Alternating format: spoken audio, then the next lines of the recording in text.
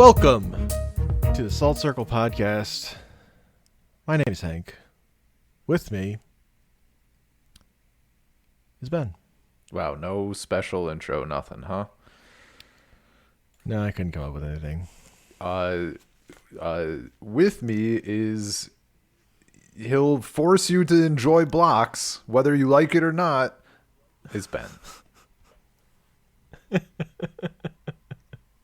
We started in the last episode we recorded. We started yapping about magic, and then Hank said he had thoughts on blocks. Look, and I'm like, fuck it, we got it. Magic yap. You have to go off because I watched a YouTube video, or like half a YouTube video, like 3 months or whatever since before this episode's going live, but reactions. I've thought, and I'm not really gonna react to that video that I didn't like. I have, but I just was thinking about it, and I have my own points about why I don't think they should bring back blocks. Yeah, actually. And actually, I think they will bring back blocks, and it'll probably be fine. But it's also secretly still part of the thing. I think it's a lot of hullabaloo. Because things are different than the way they used to be. Yeah. Imagine. Yeah, I didn't watch the video. I started like part of it while I was eating, and then Anya called and I did not finish.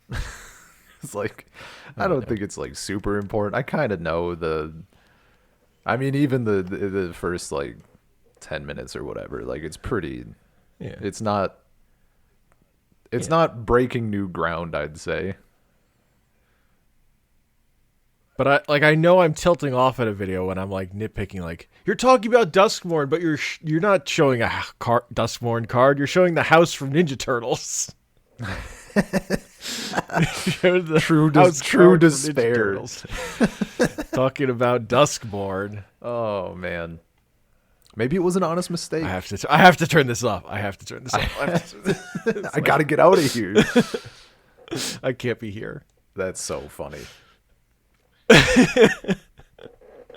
There was a good point. Also, he started shit talking Edge of Eternities, and I'm like, and limping that in with the bad center sets, and I'm like, that was the good one, fucker. That's good. That set actually told a story. Yeah, what's your the cards in the way that I like? What's your like? I mean, you had bullet. I'm so curious. You said you had bullet points. I have bullet points. Bullet point number 1. The problem is too many sets. Everything else is secondary. They're putting out too many sets. That's the problem. Any other thing you want to say about like what Magic should do? It's like it's all secondary. All the problems, any nitpicks you might have, stem back to the fact that they're just putting out too many sets. That's it. That's the problem. So if you frame the problem as anything else, I'm a little annoyed because that's the problem. It's just too much. Yeah. No, it's an insane cadence. Also, what was the man? Do you remember the number from a while back where they Mark Rosewater on Tumblr, I think, said something about like the number of sets and said it was like crazy. It was actually kind of crazy to get to work, but it was like fewer sets than they have now. Like it was like 2 or 3 less or something. He's like, yeah, that was a lot, and now it's way more. Mm-hmm. Like it's just a crazy. I fucking feel so. Well, it has to be overwhelming. I'd be overwhelmed. It's overwhelming to think about like making that many fucking cards in a year or for a year. They have more people working on it. The pipeline's bigger or whatever. Yeah. I mean, it's doing like for everybody who bitches about whatever, like it's doing gangbusters. Like it's popping off, and it's not like Final Fantasy was popular for a crazy variety of reasons, but like that set was also just well received by Magic players. Like it brought in new people, brought in Final Fantasy collectors. There was scalping issues, but like that set was also just crazy good all around. It sold more in like the first day it went live than the previous best-selling set of all time. I can't. I think about. They were like, we printed more than we'd ever like sold a Magic set, and we still didn't print enough.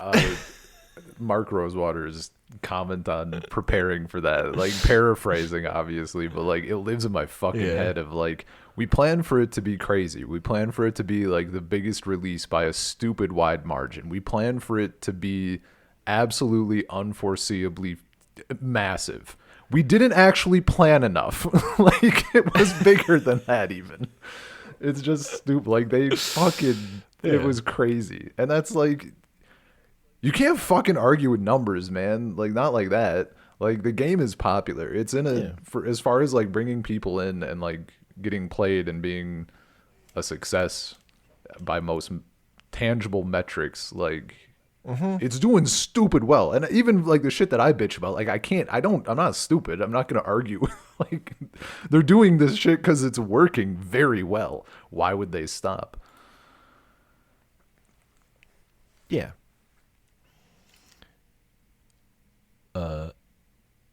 Yeah, they don't need to bring back blocks. Like, you might want them to bring back blocks because you like blocks or whatever.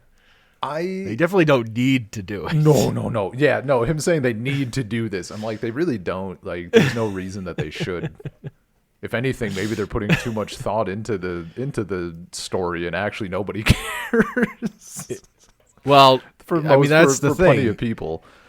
Mark Rosewater has said the reason that like part of the thing is because he said they're not doing blocks anymore. Mm-hmm. But he said that with the because every time, with one specific exception, that they've done blocks, the next sets just sell worse. No matter what gimmick they've tried, they just always sell worse. People don't actually want the same thing again as much as they wanted it the first time.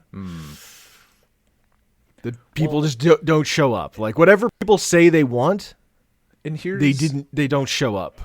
Well, and that's the same numbers. And some people just use it as a way to not show up again, to tune out. Well, and I think for me specifically, and I'm sure because there's a lot of people on Earth, there's a lot of people playing Magic. I'm not alone in the way that I think. Yeah. I really like the story stuff. I don't always follow it super closely, but I like being immersed in that, right? The reason blocks are appealing is because you then get to spend more time with the characters, the setting, all that. And that is in no way going to impact me showing up for shit or buying stuff. Like, I do not need at all to be like playing or buying cards to do that. So like, I can say I want them to bring back blocks because I like it narratively and from a world building perspective. That's not going to get more money from me. I mean, at this point, maybe I would be like, I respect you doing this. I will vote with my wallet a bit. But like, that's me making a conscious decision. I'm not going to play the game more because they're going back to blocks. That's just a thing I like narratively. And even when I think about old sets that had blocks, like, I like it from the world building perspective. Did I actually like... I don't know that I liked Journey to Nyx draft better than Theros or Born of the Gods. I think I still had the best time with Theros, honestly.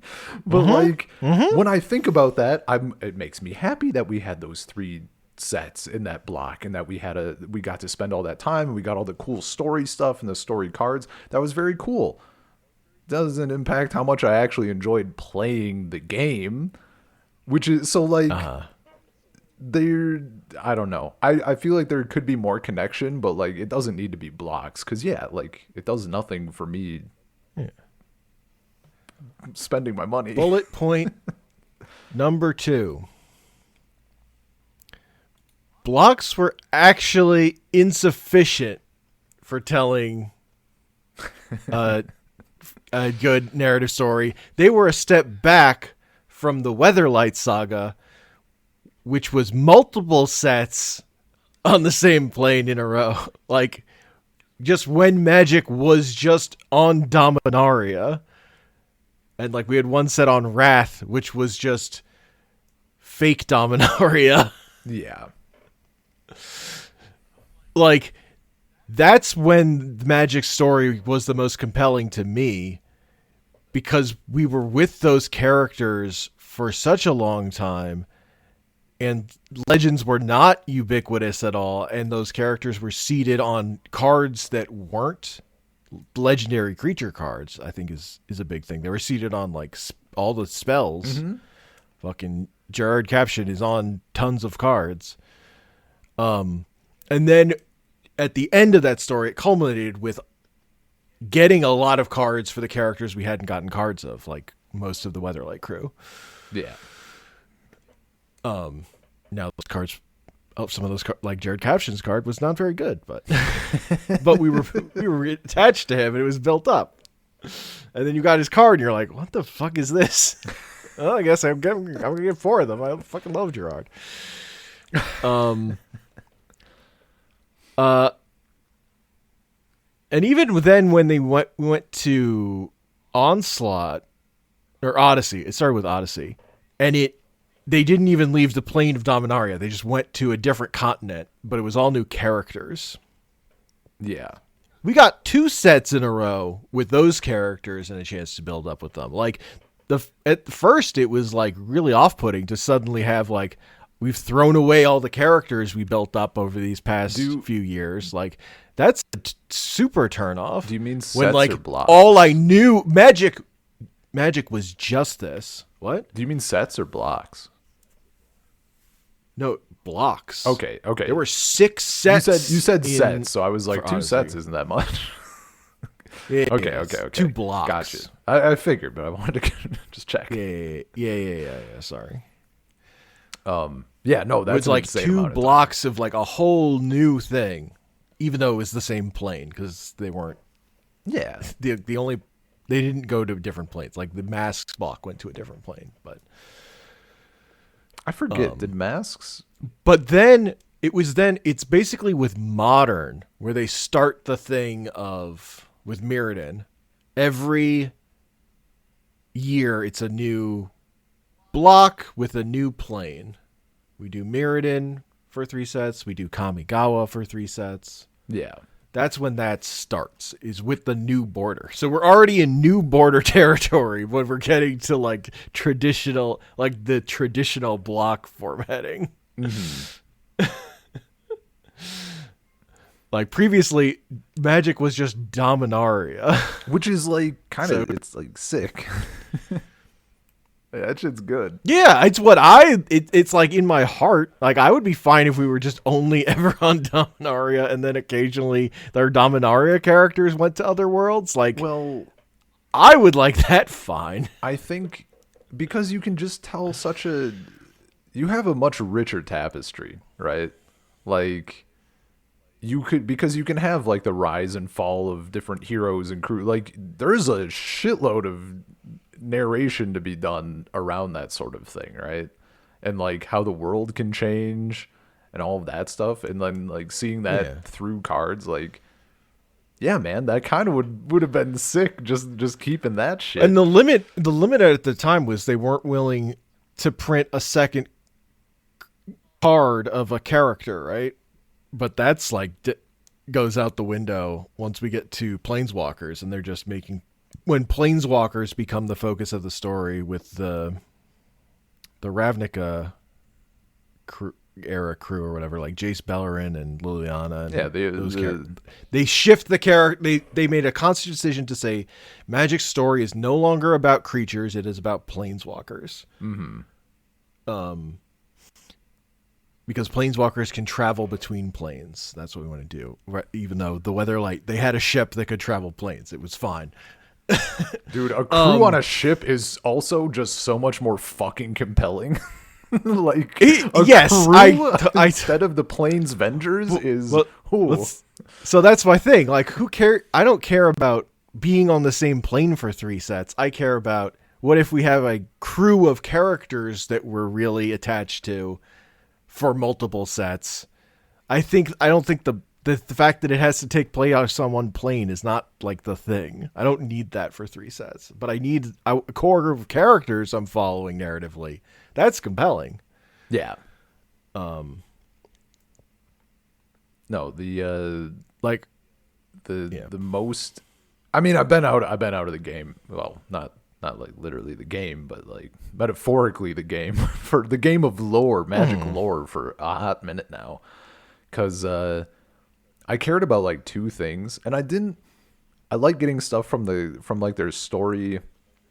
What the fuck do they call them? Like the little. They're not like a full book, but like you get like your little like a chapter or whatever, like just the online whatever those are which they've called. been doing again recently. They had like Yeah. it had fallen apart, but now they've been like building it back up. There's going to be I So don't remember if there's a book for the newest set, or there's going to be books well, again. see, I didn't necessarily want to do like full books, but I was keeping up a little bit with like Yeah. the blurbs and all that, and I was super invested in Nissa and Chandra, and then fucking Jace and Vraska, and then they like torched both of those things.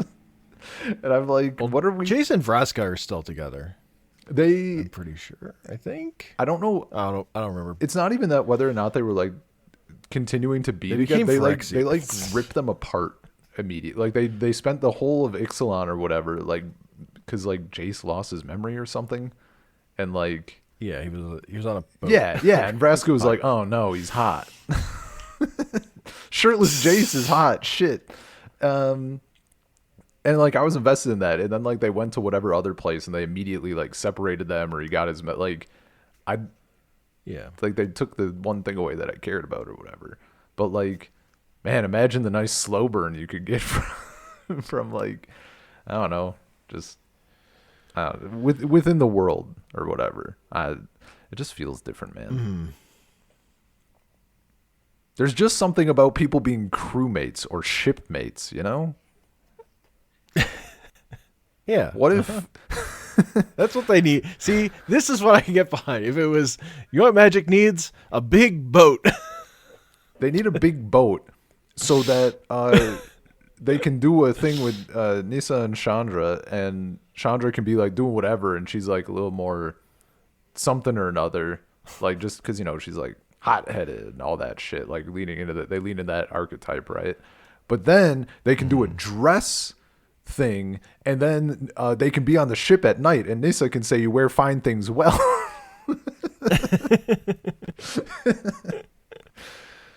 It's important. Yeah, no, there's definitely something just like hella compelling about having a ship of some kind sort of base type Yeah, it was of deal. grounding. Like, I never read any of the fucking books. I never knew what the story really was. It was all reflected on the cards. And in that era, the cards were just they were evocative, and they were good at evoking stuff. And they've been worse at it lately. But I think EOE in particular was pretty good at it for being a single set, at evoking a mood and a world that I was like, that was interesting. Mm-hmm. Like they did it for that set, and that's not that long ago. So they can do it, but Aether Drift doesn't do it. Fucking Outlaws of Thunder Junction's really fucking bad. Like these sets just didn't work. But like I don't need more of those sets. I need them to not do sets like that are like bankrupt or whatever. Creatively, they just aren't compelling. You know what the sad part about Aether Drift is? What? On paper, like I would fucking love a race set. I like my fucking death race nonsense, right? You know this. Like, yeah, that shit could hit. The problem is like the designs were so basic bitch. They need to lean it that like, what if Jace was driving a car with his face on it, man? Like we could have some fun here and have a good time. Mm-hmm. Someone just really wanted an excuse to put the Akira slide on a magic card or whatever. Okay, yeah. Another bullet point. Yeah. fact, from 2006 to 2015, Magic the Gathering had one art director. Yeah. Now, like, every set has a different art director because they have like 4 of them or whatever. Like they're rotating because it's too much work to be art director.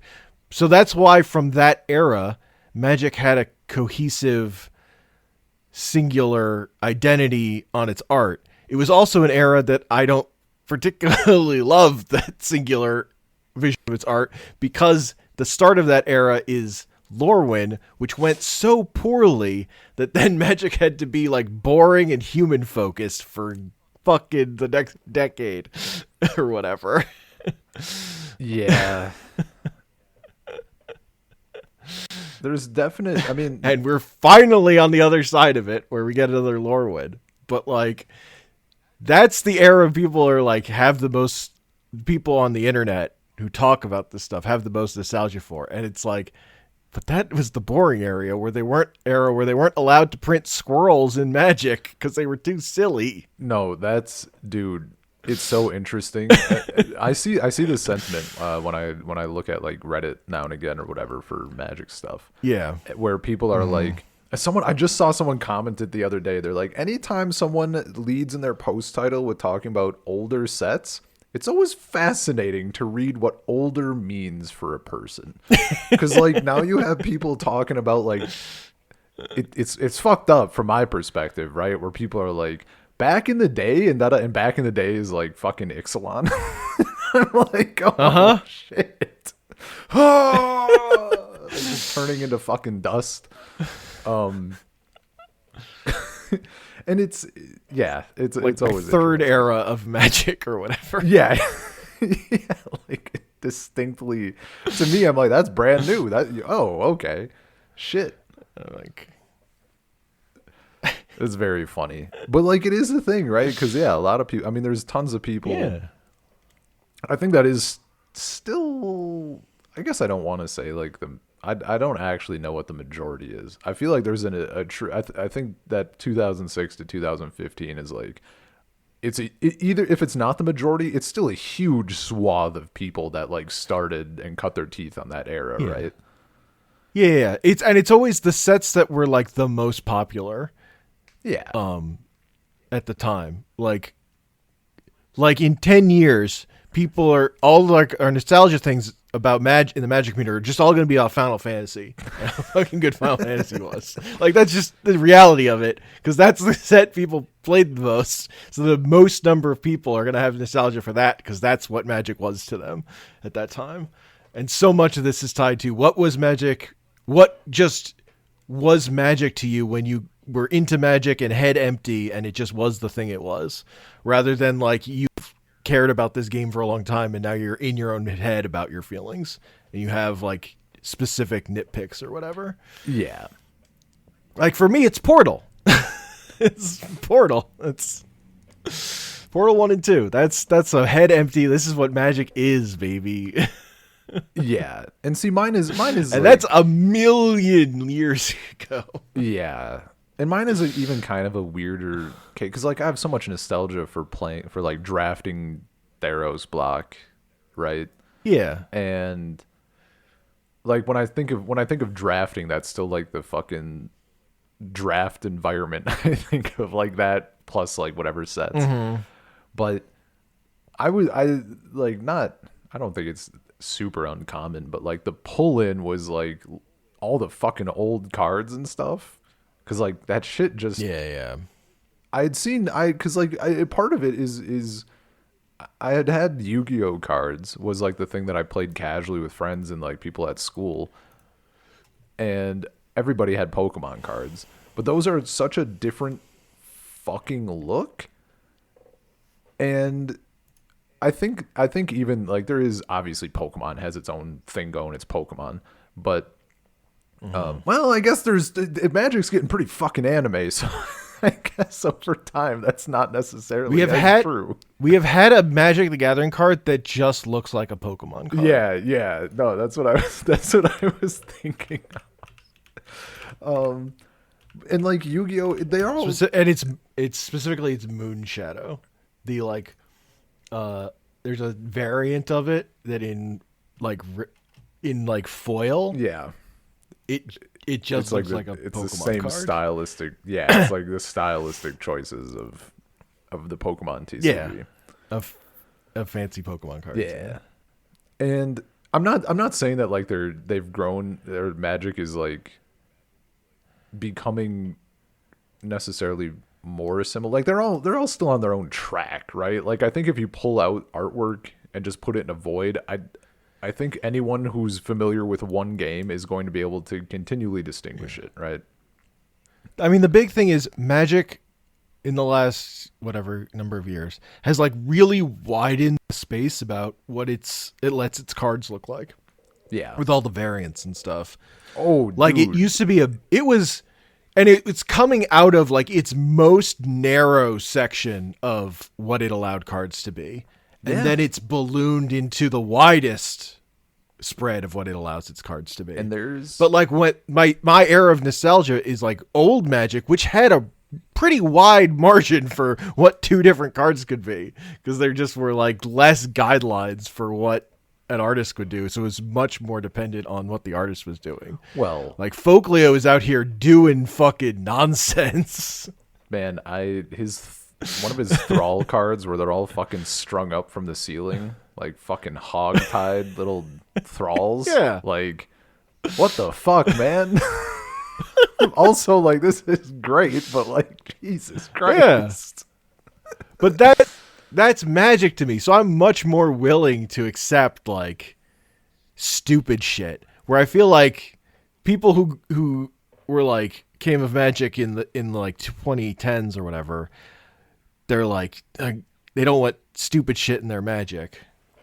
Although then I looked at that Portal thing and I saw the thing of people were complaining that fucking there were guns in Portal. That's so un-Magic. Oh, that doesn't surprise me, man. People never change. People are never changed. I told you, man. I found that one person who I'm pretty sure unironically was bitching about like how Magic died with multicolored cards. This dude got exactly 1 year out of the game, and then it went to shit. That's fucking crazy. You can't do shit, man. You can't do anything in Magic. If you release cards, they're ass to somebody. Somebody fucking hate that. Anything that Magic has ever done has been the worst thing in the world to somebody. But no, that was Planeswalkers. That's fucking fake. What are these plus and minuses on these cards? That was the fucking video game ass cards. That was the thing though, because like looking at old Magic cards, they had such a wildly different look than the current Magic cards when I was playing, and especially to like Yu-Gi-Oh and Pokemon, right? Like, and even just the most average, neutral, not hyper serious, not trying to be super silly or gory or whatever. The most milquetoast Magic card of all time still had this weird charm to it that like Yu-Gi-Oh never had for me. Like from an art perspective, like none of it was fucking pulling me in. But like there's a reason that my first deck was Slivers because I was a little tribal boy, as many Magic players are. And then my second deck was a fucking art deck. So like my pipeline was like so immediately into like, holy shit, everything is sanded down to like a stupid degree. Yeah. And like so I don't want to go back to when it was sanded down to a stupid degree, which when people start to get nostalgic for particular eras, it feels like that's what they want to me. Yeah. Now if you want to go back further, I mean it's all dependent. It's all dependent. Well, I think on like I think maybe they want that sense of cohesion, and they're like maybe equating it a bit to the art, because like it was pretty cohesive. You can't deny that. But like there's different types of they're cohesion. they're attached to it because that's when they cared about the game and like the in whatever aspects of it, like gameplay even. Like that was just what Magic was to them, and now it's not. And Magic is not the same as it used to be. So that's the thing they want to go back to or whatever. Like that's just human. But like, it just doesn't line up with me. Yeah. I never see I don't see the complaining that lines up with me. Well, there's so many, I don't necessarily mean this in a bad way, but like the Magic community has never been more fractured. And we just kind of talked about this in our last little Yap video. We got on it a bit, but like the idea that there are so many goddamn ways to play. Like for every there's literally that thing, like what the hell? I forget what it's called, but it's like the new thing that someone came up with or that these people planned where it's like the standard environment from like whatever year to whatever year. Like it's such a fucking narrow thing of standard. Or like there's the one, I think there's the slightly more popular one that's like just it's current standard, but it's the old rotation rules applied, so there's fewer sets in it. And they rotate at a different pace. There's that. Faster pace. There's fucking pre-modern. There's Frontier, which, as I understand, is anything the newest M15 border and newer. Like anything goes within that. There's probably their ban list, but like, there's so many fucking ways to split up this game. It's crazy. Yeah. That's like the thing of like with those old formats that aren't getting new cards, like they're gonna outlive Wizards of the Coast. Like, like as long as the people are alive to still play that stuff, like who fucking gives a shit if like Magic as a thing dies? Like I'm just gonna jam pre-modern or whatever forever. Like if you care about that, like it's like a whole separate thing. Man, I had a thought. I wanted to mention this. I think I wanted to mention this like fucking ages ago, and it escaped me. On consistency and art stuff. A huge thing is also we've talked about this with Lorwyn Eclipse, the artists who were working, right? Like they had those specific artists who were bringing that vibe to the table, and there was also just fewer of them. Like starting, I think in the 2006-2015 period, it wasn't like back in the early fucking days where you had like 30 artists or less on a set, but now it's like some of the sets, I forget what I did run the numbers on this as best I could, for like looking up average artist cards done, sets worked on, like all that stuff, because you have a lot of artists who return from set to set, but they do far fewer cards. I think I want to say it was Outlaws of Thunder Junction, or it was the Murders at, what is it, Kharkov Manor? Karlov. Murders at Karlov Manor. I think that had the highest number of artists. It was something in there. It was over 100. It was like 114 or something on the set, or more. 100, 114, 120, something like that. But just having fewer artists is gonna be generally more cohesive, because it's gonna be the same like exact style, but obviously art direction is a thing. But if you look back, have you ever looked? I posted some of the cards. This was ages ago now. Have you ever looked at any of the Middle Earth TCG cards? No, I don't remember these. It's literally like the same pool of artists as Magic, and it's the same exact fucking vibes, except it's Lord of the Rings. Like Rebecca Guay is in there. Interesting. Fucking Ron Spencer is in there. Like it's the same pool and the same vibe. It's fucking immaculate. I've thought about getting some of those, but they're a little chunky. They're not too bad, but like it wasn't like it's popular enough like Magic, right? So stuff retains its price more. But no, that all those artists working pretty early in the game did a lot to bring those vibes. And I don't know. I'm not necessarily saying that they need to like fucking axe 60% of the artists working, but like, it's just, I think it's much harder to bring a Well, unified vibe to it.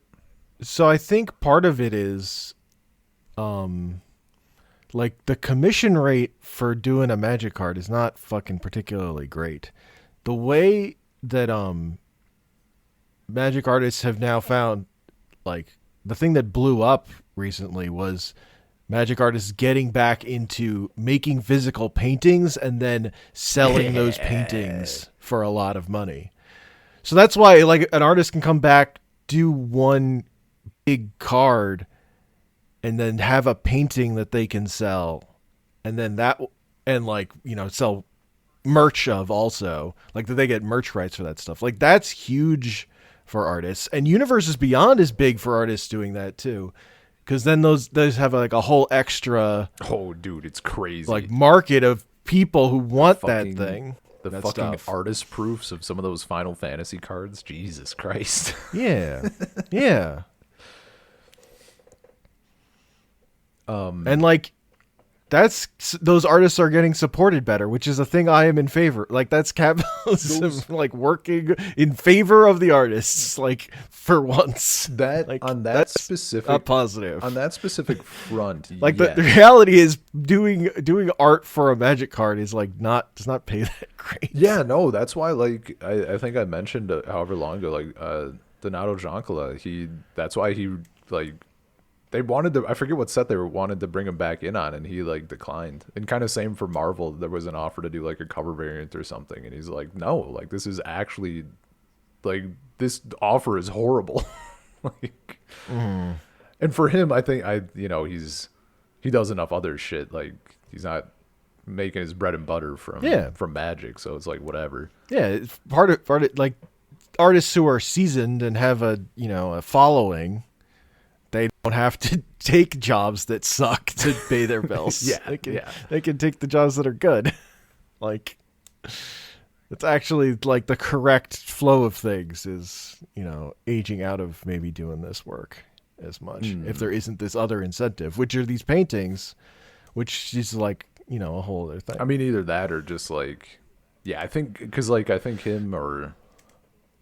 I like he can just make he can just paint a painting and sell it, right? Like he does commission stuff, I'm sure, also. But like, or I think of it's the example that comes to mind is maybe not the best example, but like Therese Nielsen, right? Teresa. I don't think I've ever heard her name pronounced actually, but like she got out of magic for different reasons, but like she has a huge following still, I'm sure, right? So like, anyone who otherwise just stopped doing magic for good reasons, though, it's the same. Like if they were doing notable art, you got magic being a turf. Well, people be fucking mad about it. I still think she got, in particular, Noah Bradley and Seb McKinnon. Seb McKinnon especially, like that's fucked. He was like going to rallies and shit. I think Teresa Nielsen got done a little tiny bit dirty. I'm not saying I disagree with it, but like people were losing their fucking minds, and she wasn't saying anything. She was keeping it to herself. She was a victim of Twitter showing you what everybody likes, which is like, I find that a little bit gross, but meh. It's just that people were getting way too, they were being really fucked up about it. In a bad, as people tend to do, and that like seeing that, it was just very gross. Twitter's a bad place. Twitter's a fucking horrendous place. All the interactions they're all bad. Yeah, dude. So. Like, I'm not saying she was right, but like she liked a fucking tweet, and people were like saying like they were gonna find her or whatever. I'm like, you gotta fucking stop. You can't. It's fucked up. Internet's awful, man. Plenty of other artists who have just like stopped doing magic over the years for whatever other non-fucking dumb reasons, just normal work reasons or whatever. Yeah.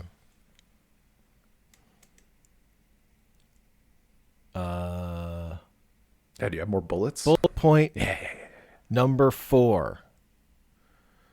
Small sets have always been bad. They were bad back in the day. Even though I fucking love Urza's Destiny, it is just objectively a worse set than Urza Saga. They've just always been a problem. They're never as good as big sets. Big sets have just always been better. Always. And that's true today with Ninja Turtles and Spider-Man are problems because they're small sets. Era where like they'd kind of stopped doing small sets because they were always bad because they figured out that small sets just don't work. Yeah. And even if you pair them with a big set for draft, it's still just worse than having 3 packs of a big set. Yep.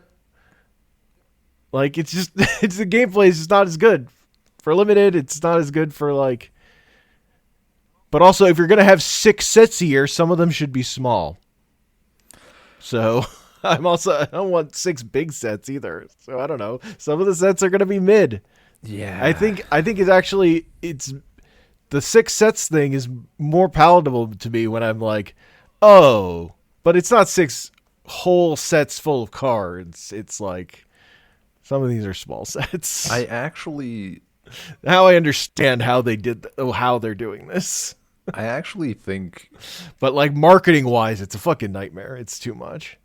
I think they need to take some of that shit. I don't think actually needs to be a set.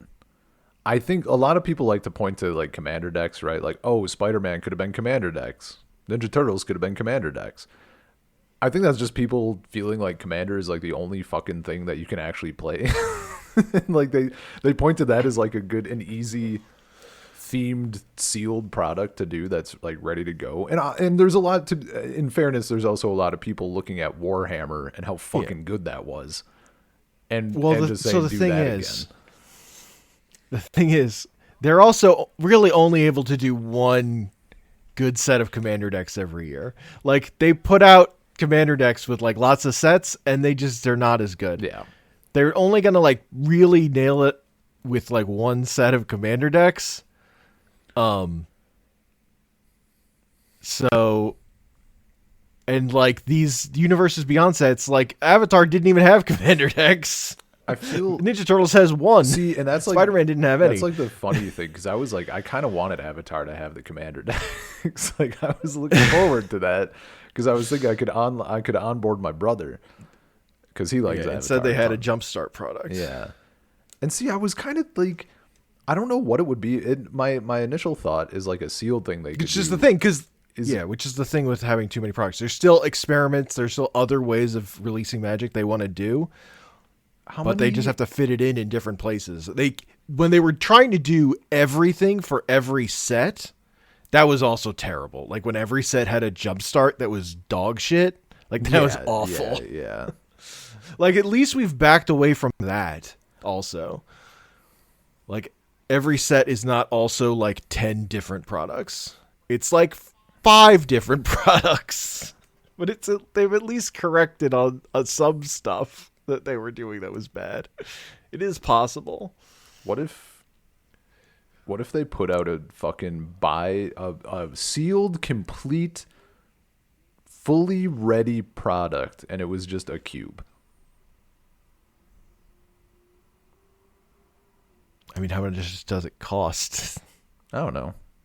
A reasonable enough amount for people to how good is it? I mean, I'm waiting. They're putting out Dandân as a secret lair soon, and I'm super curious how much that thing's gonna cost. I'm curious how much it's gonna cost.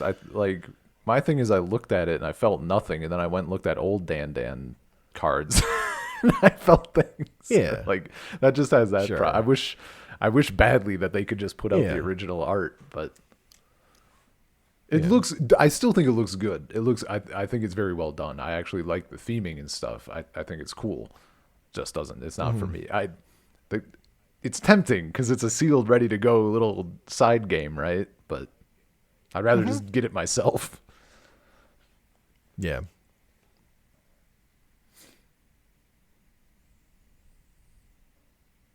Yeah, But that is another thing that kind of got popular enough that would probably still cost you more than you want to spend. oh, dude, totally.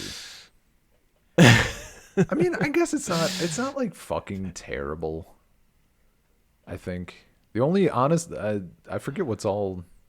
I don't think I have my little list that I had made with like the printings or whatever that I chose. Because like original Dandan is like still fucking money, but I think that's because I want to say it was Arabian Nights. It is Arabian Nights. Yeah, it's so like $20 that's just fucking unavoidable. But like the per Chronicles Dandan. one is still nothing. I mean, it's still $1.50 or whatever. When you need that many of them, that's not nothing. Oh man, it is $1 now. Shit Christ. Shit adds up. Yeah, man. Well, what are they? What's the actual? What are they listed for on TCG? Damage 60 cents.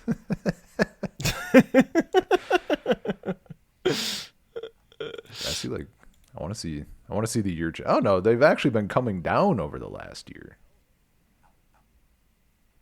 Hell yeah. So that's good, I guess. Kind of surprising.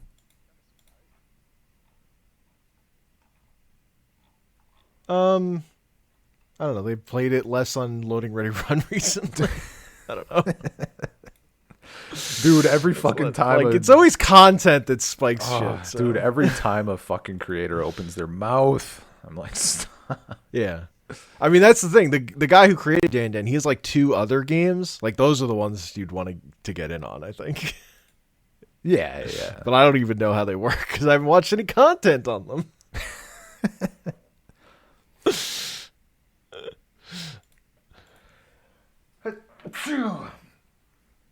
Yeah, no, that stuff is get in on stuff. It's fucking. I mean, I guess if you want to actually play the thing, yeah, that's like. Yeah. The thing I want, and I'm sure this exists. I know people have tried to come up with it. I've tried to come up with it. Is like Magic Solitaire, like an actual good. I think part of the problem with some of the variants I've seen is like it involves you having like a metric fuckload of cards. It was like way too many. It was like, oh, you have your equipment deck and you have your enemy deck and you have your like hero deck and all this stuff. I'm like, I was thinking more like an actual game of solitaire. You're talking about like a fucking evening's worth of like RPG gameplay. Mm-hmm. And at one, I guess it's a thing I haven't thought about in a long time. But like 10 years ago, I actually was kind of looking at assembling like a deck of playing cards, but just Magic cards. Like you'd have your suits, or your suit, suit.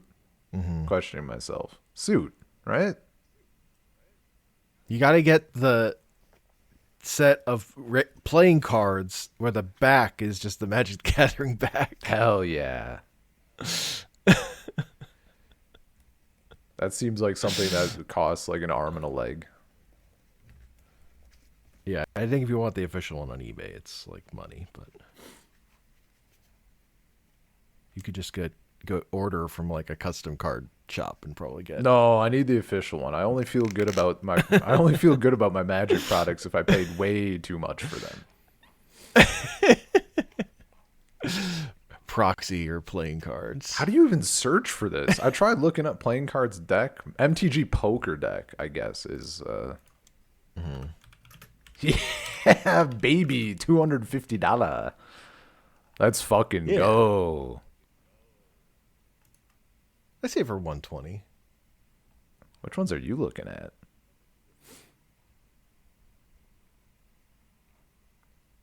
Oh, there. Oh, okay, yeah. Poker deck.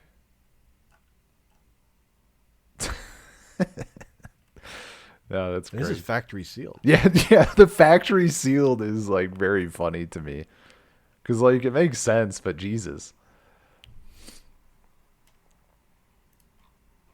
One of these this also jogged my memory. One of the things I saw is I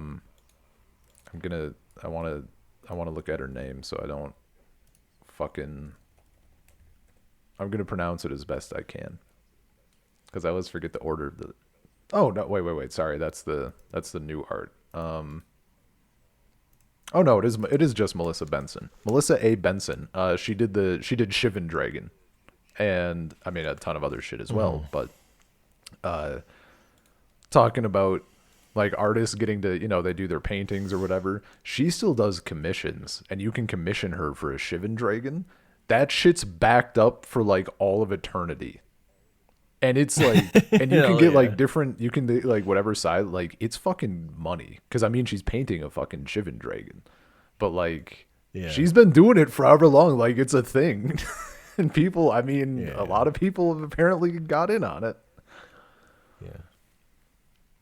I think the bread and butter one for artists, I think, is the mail-in service for getting your cards signed. Oh, that's a huge thing too, right? Cause like, it's pretty free money. Not that it isn't work. Like that's like a lot of tedium also, but pretty easy. Also, it's one of those things where like, if you're a good enough artist and you kind of don't want to do that, you just make your price fucking insane, and then the people who actually want it will pay out the ass, and you don't have to do as much. I've thought about I've thought about it because like my heart kind of wants it, but I feel a little bit like it feels kind of gross in a way. There are like people who like have ins and stuff, and like they can get you signed like stuff signed from like the Foglios or like Ron Spencer or people who just aren't in the fucking scene anymore, like at all. And on one hand, I'm like, God, that'd be sick. On the other hand, I'm like, I don't know, man. I'd want to be left alone.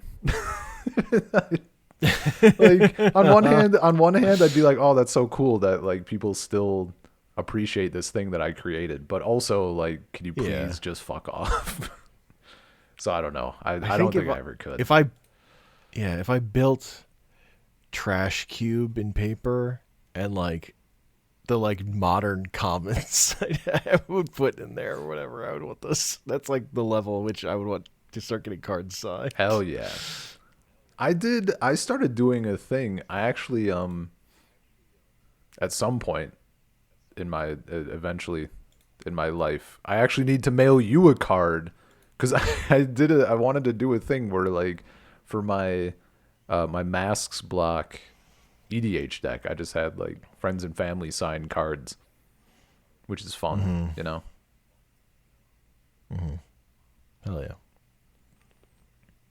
There was I saw someone showed me the other day. This guy apparently has gone. He has I want to say revised ancestral vision, and he gets it signed by the artist. Like he's had it signed like 4 different times, but each time it's like a different way that the guy has signed it. But I was just like, ah, shit, here he comes again. To sign his fucking Ancestral card again. Recall? You mean Ancestral Recall? Is Ancestral Recall? Is that the juicy one? Yeah. Okay, that one, sure. Ancestral Vision is the time spiral version that has suspend. Yeah, okay. I got him. I got the name switched. Yeah. Either way, it's a good bit. Yeah. It's very funny because people want to call Ancestral Recall, but Recall is a card that also used to see play, but now basically doesn't see play because it's not good enough anymore. Yeah. But it's very funny. Because there were the people who used to be pedantic about it. Like, you can't call it Recall. Recall's a card. But now Recall is like not a card that sees play anymore. Well, that was you're probably fine. They had to make that an actual rule. That was with Boribo Igmos, however the fuck you pronounce it, Enraged. There was whatever tournament, and a dude, I forget what the exact card was, but you effectively have to name a card name. And if your opponent has it was one thing where like you'd get it out of their hand or do something with it, right? And the dude said Boribo Igmos, which everybody knows semantically and like colloquially, he means the fucking one that's seeing play in this fucking tournament. But because Boribo Igmos is an actual card, the dude called the judge and Like, according to the rules, the judge was like, yeah, sorry, you named a fucking card that he doesn't have. And then after that, they changed the rule to be like, you look, listen here, you little shit. You know what he fucking means. You don't get to do this again. Oh, I remember watching a Pro Tour coverage where a player had registered the wrong Angrath in his deck list. Hell yeah. And had to play a fucking Angrath from like a starter deck instead of the one from standard. Yeah, that's about right. I get it. I mean, I get it. Like Angrath Minotaur Pirate instead of Angrath the Flame Chained or whatever. Hell yeah, dude. You gotta lock in. You shouldn't have fucked up. It's just the Ninja Turtles problem. There are too many God. Michelangelos. Yeah. Like people complaining about them, like, do you know how many Jaces there are? Yeah. Man, you know what a weird one is to me? Do you remember when people used to play 3-mana Jace in their sideboard because if you played it, it would kill your opponent's Jace the Mind Sculptor because they'll have the legend rule used to work where you could only have one Jace in play at a time or whatever for like a very small period of time before they changed that. You know what? You know what thing is insane to me? Speaking of planeswalkers, because I just learned this like literally this past week or whatever. Liliana of the Veil is like a $10 card for the original one. Like, it's actually more like if you get one of the newer printings, it's like $4. Well, that's not the original Liliana. There was a Liliana before that. But like Liliana of the Veil was like the fucking saucy one, right? That was like the one that people were playing. Because like that card was fucking. When I think that card was like money.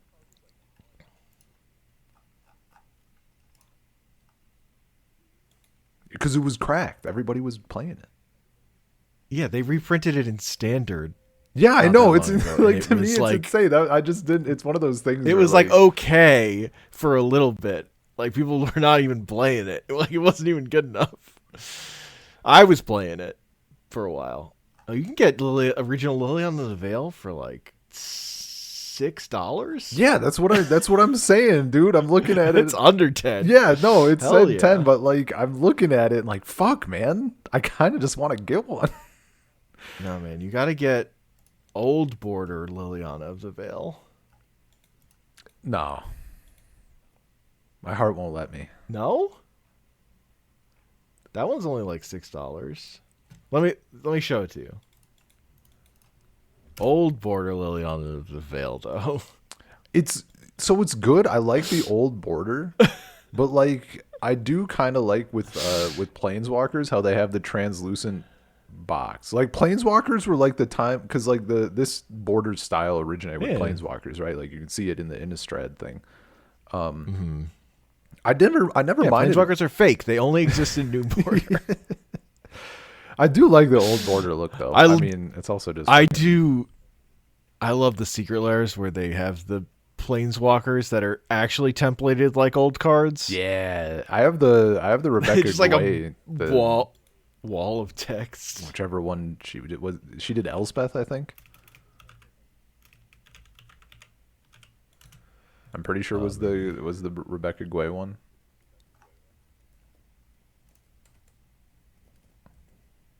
Let me see. Yeah, Elspeth Sun's Champion. Yeah. Well, for this one, they're even still templating it where it's like separated. Let me find. Yeah, which one are you talking about? The first one. I feel like I thought this was the.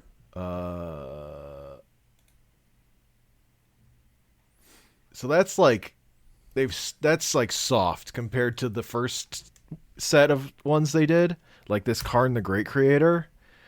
This is what I'm talking about. Hell Give me a fucking paragraph. No formatting. Oh, that's so good. What all planeswalkers were in there? Oh, did you see? Dak Faden was one of them.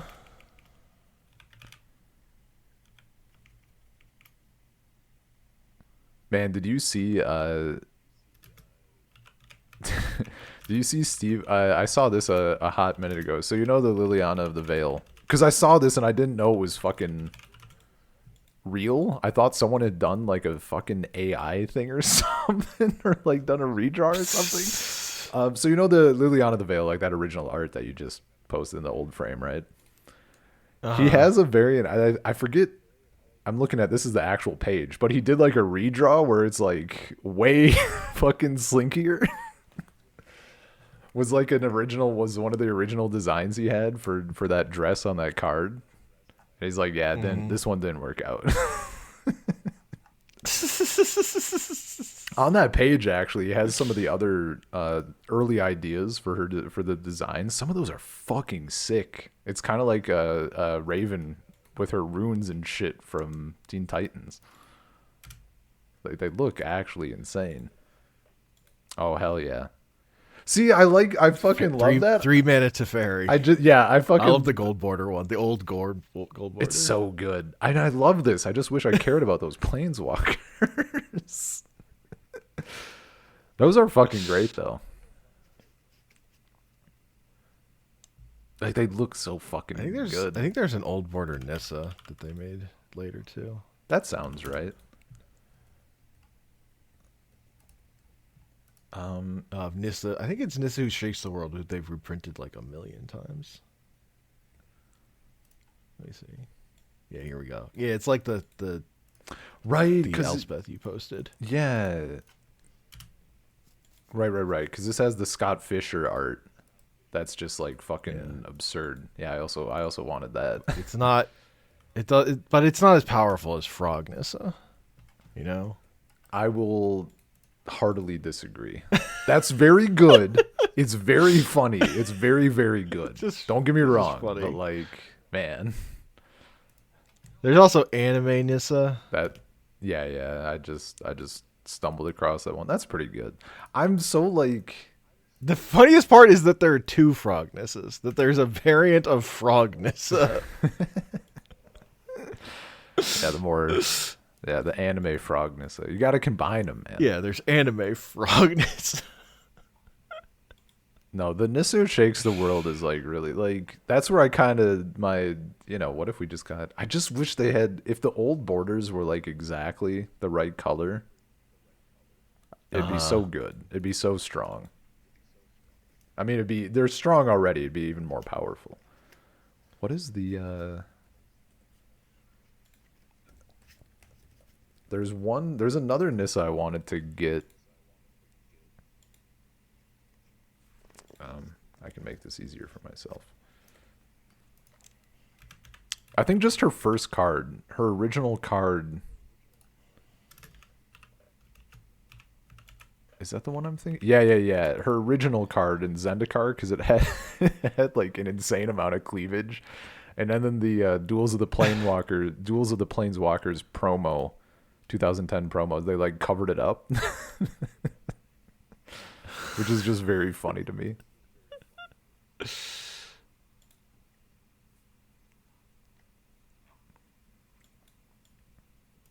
Did you have more bullet points? I have one more. Hell yeah. And that one is they actually have been doing soft blocks, but no one fucking notices because they're bad. What, you mean like going to New York a whole bunch? Hey, it's totally original humor. I mean, that kind of counts. But no, they did fucking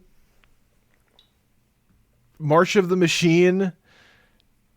All will be one, March of the Machine, and March of the Machine Aftermath. They did Dominaria United and immediately did Brothers War. They did that Innistrad double set that was like 2 sets in like released it a month. So it was really fucked up because they were way too close to each other and nobody liked that set. Yeah. Because those are still in the model of the last good time they kind of did blocks that people do remember, which is Guilds of Ravnica and the other one, Ravnica Allegiance or whatever. Like the 2 Ravnica blocks back to back, plus War of the Spark was then also on Ravnica, even though it's kind of its own thing. And that worked, and people remember it. And War of the Spark is the only set that's technically like the 3rd set in a block that did like sell better than the previous ones, because it was like it was the Avengers Endgame of Magic sets. Like that was what, like it was what it was structured to be. It was the big superhero event movie. And the thing is, you don't want them doing event movies every year either. Yeah. And that's what it takes to make a block work where people actually care throughout the whole thing, is if it's an event movie, event comic style story. But you don't want that all the time. Now, if they did that occasionally, that would be good. The last time they tried to do it, they completely dropped the ball and it sucked. It was March of the Machine or whatever. Like, and it just didn't hit. Yeah. So they actually did do it. It just didn't hit at all. So nobody fucking remembers that it happened because it didn't register because it wasn't good. When the thing is bad, it's not good. Incredible. Yeah. Incredible work on that.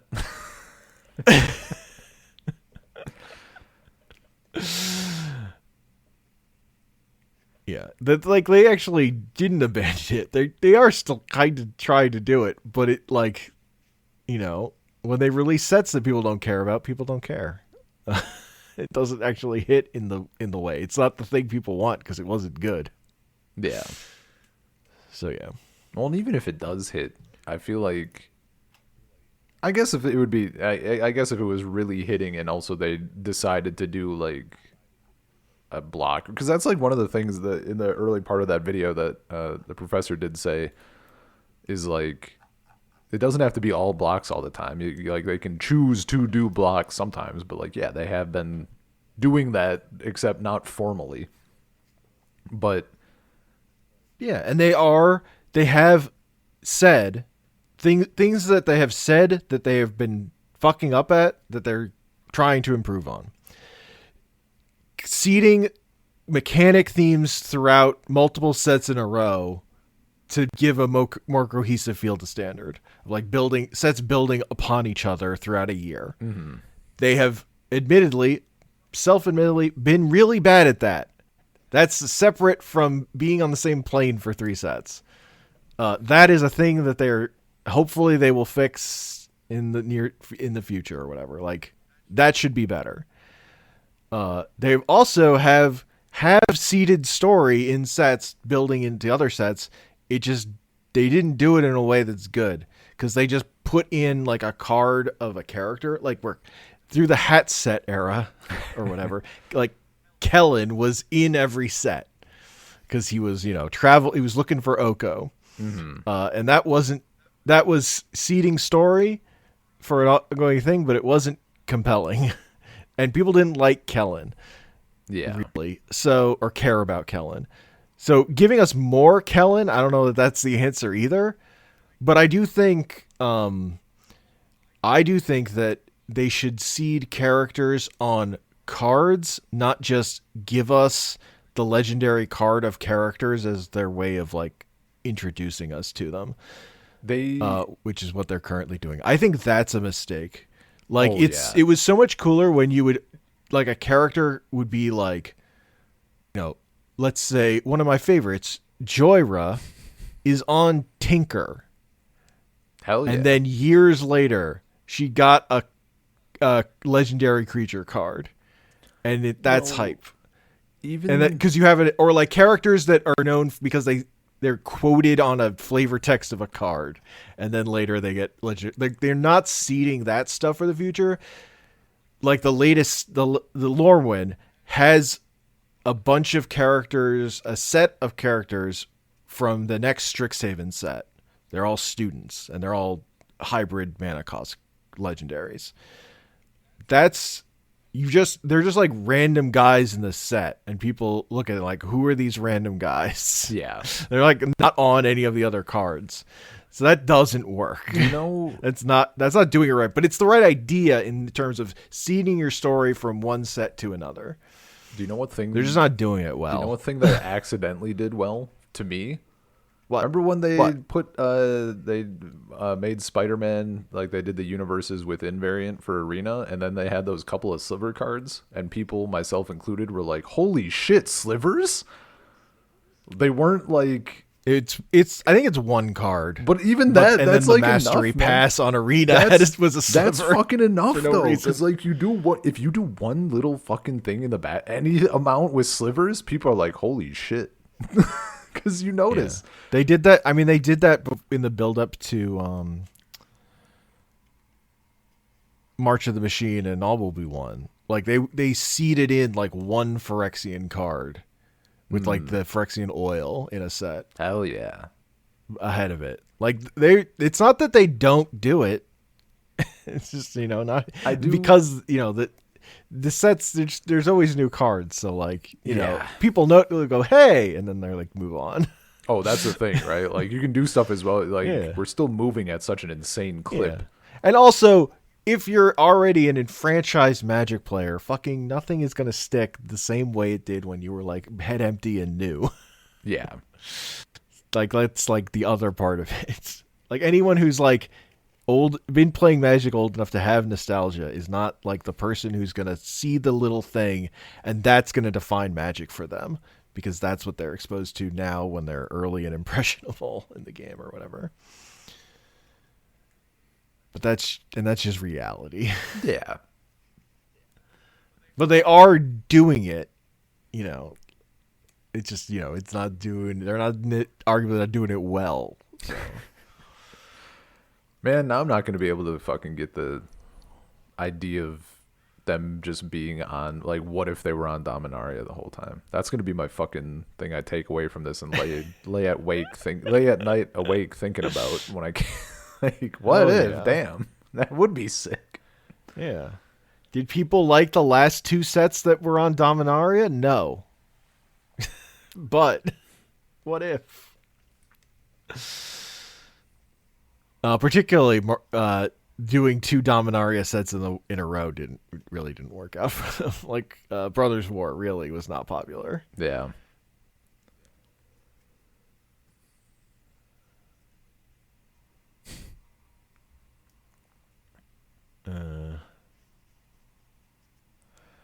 Yeah, I think I've mostly said my stuff. They should bring back the sword and the shield for starter product though, and use the word intercept and put the text in bold. Hell yeah. Man, They should bring back the old border more often. Old border needs to come back way more often. They need to adjust the coloring on it. They do. They need to make They need to make it look correct. They need to not fuck up lands. I mean, artifacts are the other giant one. Yeah, artifacts. Those are, I think, right. for me, those are the ones that stand out the most, because I'm like, that color, holding them up next to each other, I'm like, this is barely, like, this is so fucking saturated. I know. But some of them are fine. Well, and they're like, they're cards on Arena where they have like old art, but they like are fucked up. It's like looks really wrong. Like Goblin Grenade on Arena is like, what the? It looks like this is like you drew over it. Yeah. Like one of those like medieval paintings got touched up and has now been ruined kind of feelings. Fuck yeah. Oh, that's rough. That's awful.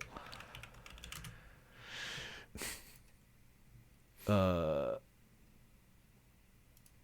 I don't know. It's one of those things, like, obviously I think about it when I see it in front of me, right? Like that video popped up in front of me and I didn't watch it, but I did think about it. Yeah.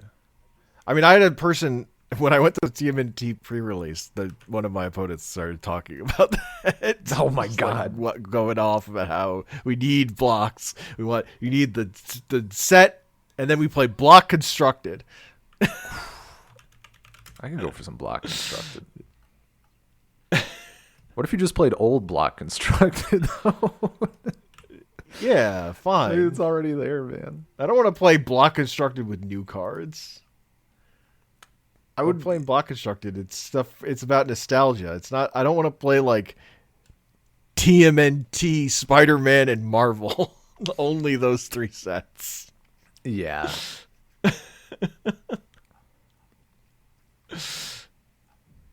Look, there's synergy there. They have what is it? Web slinging and sneak. That's basically the same mechanic. Hell yeah. They're both versions of Ninja, so there's cross synergy to play them together. That's fucking wild that someone just went on. I mean, I guess it's not the most wild thing. As someone who hasn't interacted with it's a Magic player in years, it's just very funny. It's like, me. Look, people are not that fucking creative. Yeah. People like these opinions when they're like hitting a YouTube video. It's because like lots of people are saying the same thing over and over again. Yeah. I think. Yeah, man. I don't know. That's true with the FGC, especially too. Oh yeah. No, there's the amount of fucking people who have opinions in the FGC. I mean, people always joke. The big one is Sajam, right? Like, damn, with the FGC, we need to keep getting riled up about the same shit like every 4 months, so he can put out a new video on it. Yep. It's the same thing that's been said like 800 times before, but like, fuck it, man. Yeah. Gotta roll. Even if you solve it, even if you actually talk about it in the way that's perfect and resolves everything about it, you find the exact words, then like 2 months later, someone new is gonna pop up about the same shit. Well, that's like it's gonna come back anyway. Well, it will never be defeated. Yeah. I mean, it happens even in the server, right? Like, we'll have a big fucking giant conversation / debate / argument / food fight about like modern controls. And then after like 24 hours or whatever, it dies down. We've all said everyone's said their fucking piece and gotten angry. Maybe someone gets a ban or something. And then everything goes back to normal. Then like 2 months later, a new person comes into the server and starts bitching about modern controls, and here we go again. Like, it's just always it never ends. The problem with FGC specifically, which is not a thing, it's not as simple as a fix. Like, Magic doesn't have an equivalent simple fix, but what the FGC needs to do is they need to find a buddy. And they need to play 300 fighting games exclusively with that buddy, and then decide which one they want to play against each other the most, and then just do that. Yeah. Yep. It's just that easy. Look, it's the automated queue is the problem. Yeah. No, it's the source of all evil. It really is. And like the amount of, I mean, the thing I see is like you have the automated queue, and then you have the people who, there's been a non-zero amount of people who, honest to fucking God, like they just want to win, and the game isn't letting them win, and that's like a piss off. Yeah. And it's insane. Well, I think of that with I think Fortnite, like the streamers for Fortnite, like the reason they like that game is because it doesn't pair you based on like matchmaking, so that they can like fucking dumpster on children. Yeah, that's the or whatever. Like that's why people who are good at like playing it, like skill based matchmaking, that makes this game fucking dog shit. Dude, it's so funny with skill, but it's like it separates people a lot, because like I feel like there's a significant chunk of people who think they don't want skill-based matchmaking, but they're not actually good enough to thrive in that environment, so it would still end up with them just like getting stomped. Like there have definitely been games that did not have that, where I was good enough at them to just have a good time like 75 or 80% of the time instead of only 50. But like I know if I'm like I don't think Halo should have skill-based matchmaking these days. I just want to go. I get my fucking ass kicked, dude. I'm past my prime for that shit. Yeah. Yeah, I don't know. With fighting games in particular, it's just people. Look, I mean, they don't have teammates to blame, so they got to find another excuse, right? It's modern control. Like, I lost because it's a modern cami. Like, bro, you're in silver. That's. I'm so sorry. That's not it. That's not why you lost, man. That's not it. That's not it. I'll get because we're on it. I do want to get my position slightly out there. I do think, as someone who, compared to many other people in the FGC, and like you and a lot of other people who have been playing fighting games, I'm still very recent, and like learning fighting games is like super fresh in my mind still. Like exact feelings, exact moments, like all of that shit.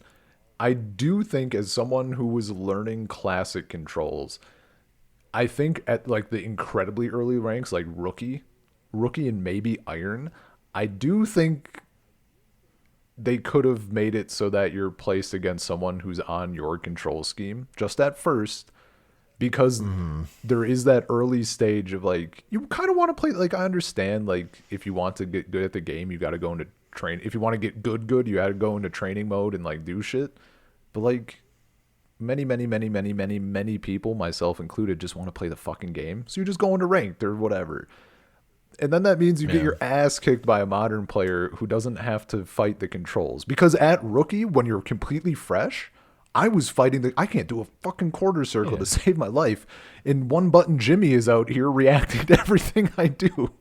And that was really frustrating. But you do get past it. But like, that was the only point where I truly was like, and even in hindsight, I'm like, they could divide this for like the earliest rank, where people are probably fighting the controls more than anything. And then after that rank, it doesn't fucking, like, as soon as you can do any of those things any amount of consistently, it's on you if you lose. But there is that very early portion where I was like, I've been playing for like 10 hours now and I still can't get my super to come out consistently. This guy gets to fucking hit a button and react. And that does feel a little bad that early. It feels bad later, but like, you can't bitch about it, because like after you're getting your super out consistently, it's no longer the difference, right? Yeah. I mean, I playing 6 for the first time. Like, I definitely had similar experiences. Like, you're playing against a modern JP, and it's like spamming shit, and you're like, okay, well, what do I do? Yeah. And then you figure it out, but it is like, fuck. It's just like, I just started this game. I have to solve this level of thing already? Okay. I've had good reception when people, there's occasionally people who come in and they're very new, and they're bitching a little. But like, they're bitching because they're new and it feels really bad. And it's definitely a case where half the time when this happens, it devolves into a giant argument. If that person then turns out to be a piece of shit who like can't understand that it's fine. But the thing I've said that usually connects is, it feels bad. There's like a period, it's a roller coaster, because it feels bad, like I mentioned, in the super low ranks. And then it kind of evens out in some, once you get a little deeper in. And then like around gold or something, or platinum, or maybe it was, I forget where, at some point it feels bad again, because like people are starting to be very good but also get modern reactions. And then it completely takes a fucking dive where you're like, oh, it's modern, it's a free win, because they're not, this is a modern jury who's doing like 800 hits to do like 10% damage, and then I punch her twice. Like an eliminator. Oh, thank God it's a modern Zangief. Dude, for real though, he actually needs 4 hits on me. Okay. Like, there have definitely been times where I'm getting rinsed across the screen by a modern player, and I'm like, if you were on classic right now, I'd be dead. But I'm not, and then I win. Yeah. So that's like the thing that like people need to realize, is there is a turnaround point. Like, if you keep at it. But I think my biggest problem with modern controls is just like, this is just training you to only play this game. That was the Like, other thing. you're not developing any skills for playing old fighting games, and there's so many good fun old fighting games that you can get into once you get into them. That's the other once thing. you like cross the barrier. When people talk about like, is it better or worse to learn classic or modern? And plenty of other people come in and chime in about like how classic does do more damage, and eventually, if you want to actually, generally speaking, you're going to be moving to classic at some point if you want to keep pushing to get better. But like, I'm out there like, do you want to play other fighting games? Because like, what if you could play 99% of other fighting games by learning classic controls? Yeah, man. Which is huge. I mean, that's like, what a good move for me. It's tremendous. What if you got the win-win situation of being able to play every fighting game, but also not being able to play Mortal Kombat? You can't lose.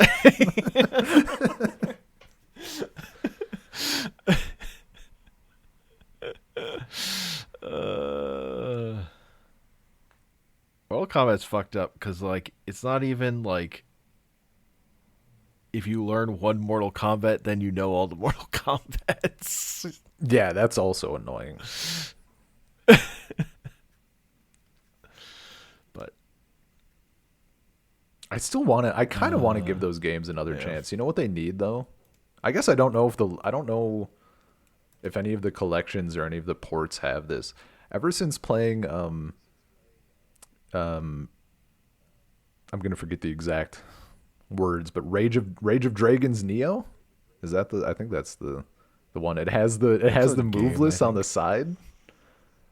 That's fucking crazy good. Like that should be the standard for like every port is just doing that. If it's for a old school 4-3 game. Yeah, I agree. It's very powerful. Yeah, I don't know if the Mortal Kombat collection had that stuff. That thing was busted enough at launch that I didn't keep up with it. Yeah, I mean, even now when I looked at it because I think it's on. I forget if it's on GOG or not, or if there's a different. I think there's a no. What is it? There's different things because I got confused. There's a thing that sounds like it's all the 3 first games bundled, but it's actually just like them combined. It's like a big game that combines the roster or something. But I don't think I don't know if they have Legacy Collection or not. Because I was kind of I'm like, I kind of want to get that just to support the thing of it, because I think that's a really good thing for companies to be doing. But yeah, it seemed I didn't know it was that bad. And everyone was just bitching, understandably so. Not the first time that people have bitched about a digital Eclipse port of old fighting games. What was the other one? You know? Street Fighter 30. Oh. Which it was specifically, their games have been worse on console than they are on PC. Also, in terms of input delay. Oh, yeah, that's fucked. That's gross. Yeah.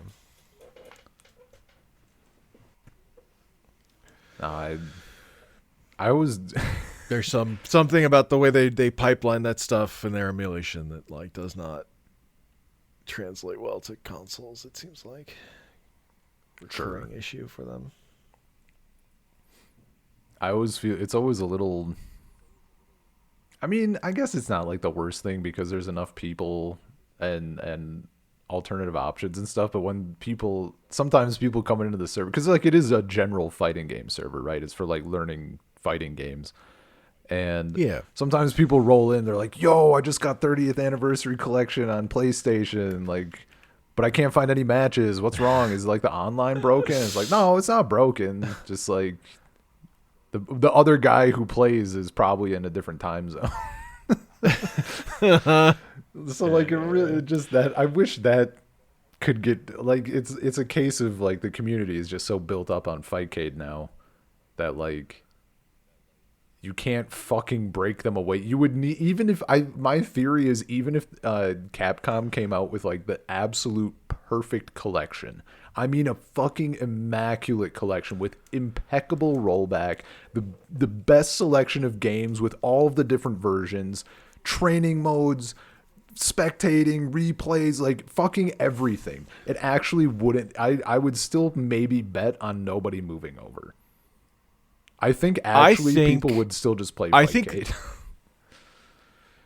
I think if they re-released Third Strike and did it really well, like whatever good is now, they would get a new audience of Street Fighter 6 players that would be big enough that some of the Fightcade people would move.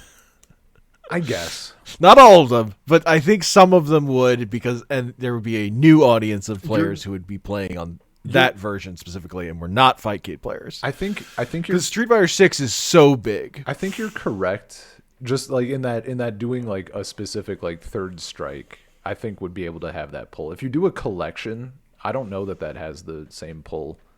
I think if you did a collection that had Third Strike in it, and Third Strike was like the corner piece of it, like the same way the Marvel collection, like Marvel 2 is the centerpiece, like that was the game people actually played online. Yeah.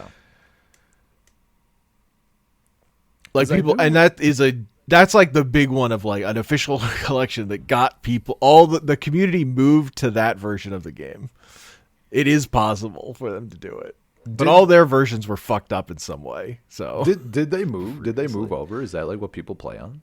I haven't really kept up. Yes, that is the version. That's what that community plays, that version of the game. Oh, that's sick. Because all their other versions were kind of fucked up. Like they were not happy with they were like playing the PS3 version or something through emulation. Like they were not happy with the Dreamcast emulation on it either. Yeah. God, we need to play chasing. We need to play some fucking fighting games, dude. Hell yeah. I got some stuff installed on my Steam Deck. Yeah. I mean, I'm down. I need to get I need to get a dock so I can record from my Steam Deck, and then it'll be like I have a dual streaming setup, so I don't have to worry about like my laptop being taxed by running a fighting game and streaming at the same time. You can record right from the Steam Deck. It's just like a fucking, I don't know how it works with audio. Yeah. I forget I think the Steam Deck has a mic built in. You could get a nice little fucking scuffy setup going. I think I could do a better setup if I just buy a dock. Yeah.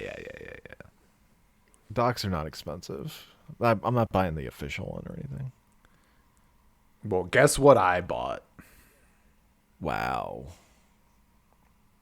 They're way cheaper options out there. There are. I was worried about stuff also availability was just ass getting it here. But I was also worried that everything else was bad enough. I didn't want to potentially add something else on top of it. And then it turns out that I don't know if it was fixed or not, but the official dock has issues a little bit with Wi-Fi. Or at least had issues in a way that Street Fighter 6 specifically didn't like. Like, I'd just be dropping matches like nothing fucking else. But if I tested it, if I had the Steam Deck just like sitting on the dock but not actually connected to Ethernet or anything, it would play totally fine. Yeah. If I just had not docked but doing Wi-Fi, it was fine. Yeah. So it's a weird thing. I don't know if that ever got addressed. Yeah.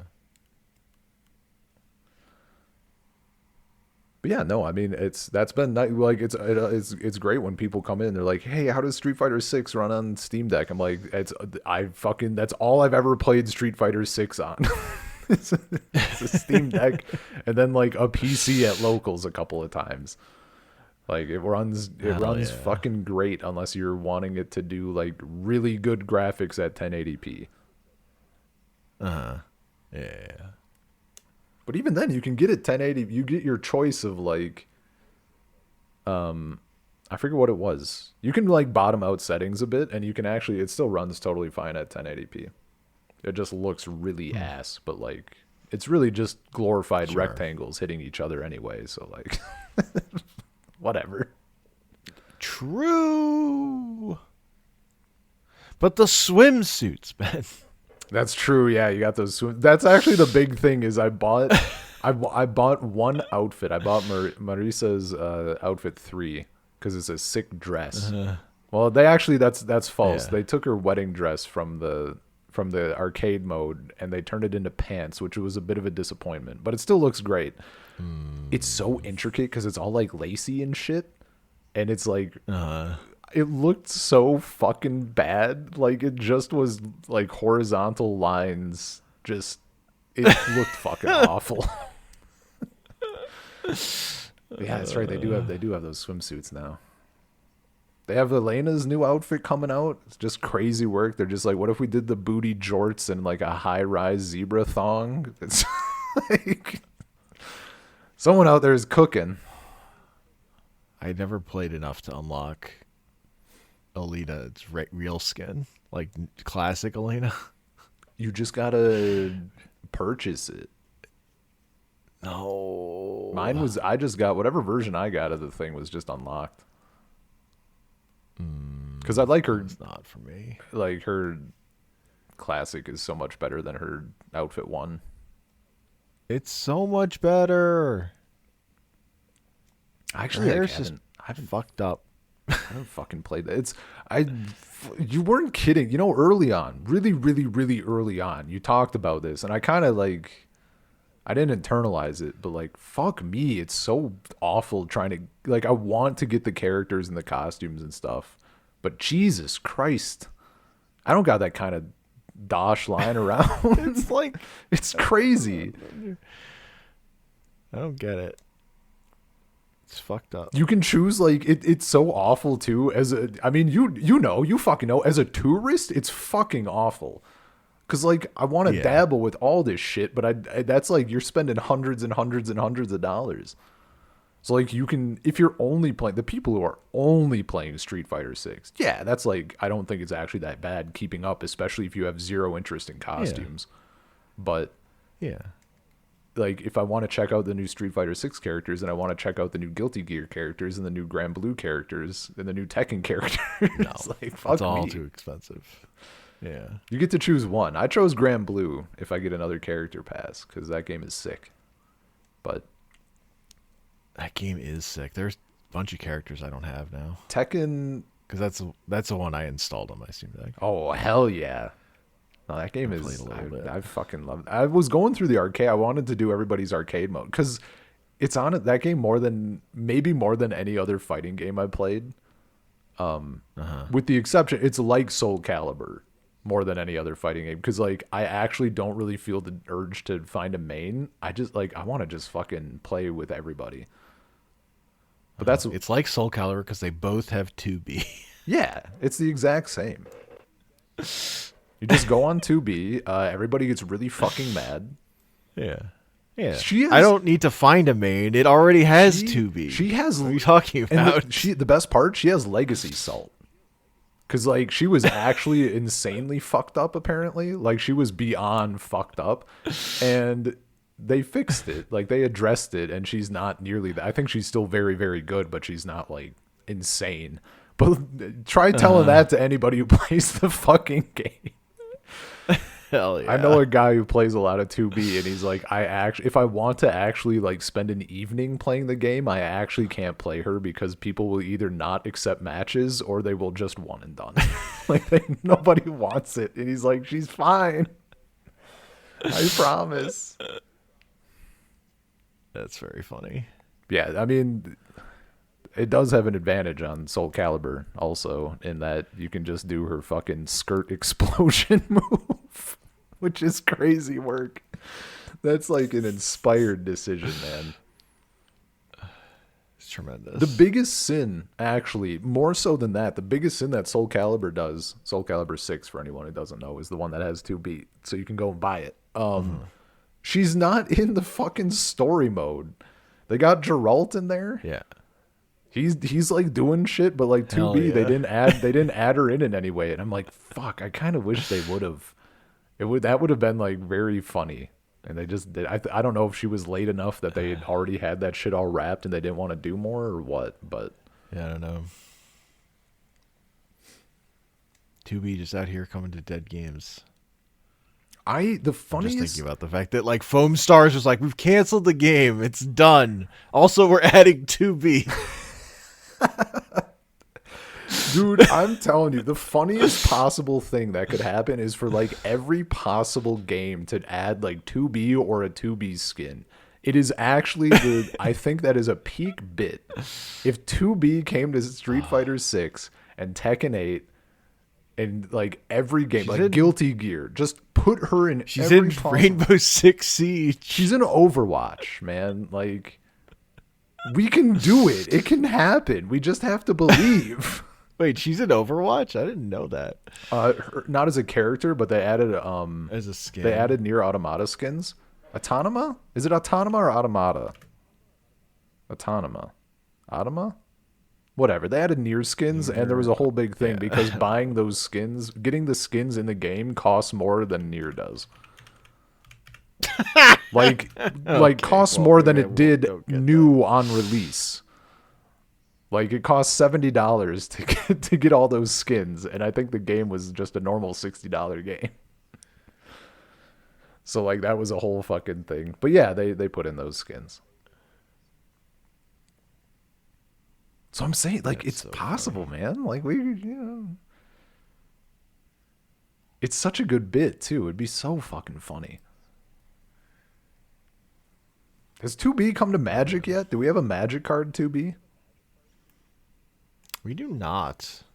They got to get on that. That would Kind do. Imagine I the was 2B. I was hoping for like a secret lair. Man, when they did, imagine Final Fantasy. they got to do the 2B secret layer, but they have to do. Hang on. I'll find the name quick. I want to say. Is it something of hope? Blessing of hope? No, not blessing of hope. Oh yeah. Soaring hope. They got to do Soaring Hope. I'll send you the image so you know what I'm talking about. It's like a secret layer, but they do 2B, except it's just this card, but 2B. And then they have like Earthbind, but it's 2B. Just do like all the horniest cards, but just put 2B in them, and otherwise the card is the exact same. Like, and then just watch the money roll in.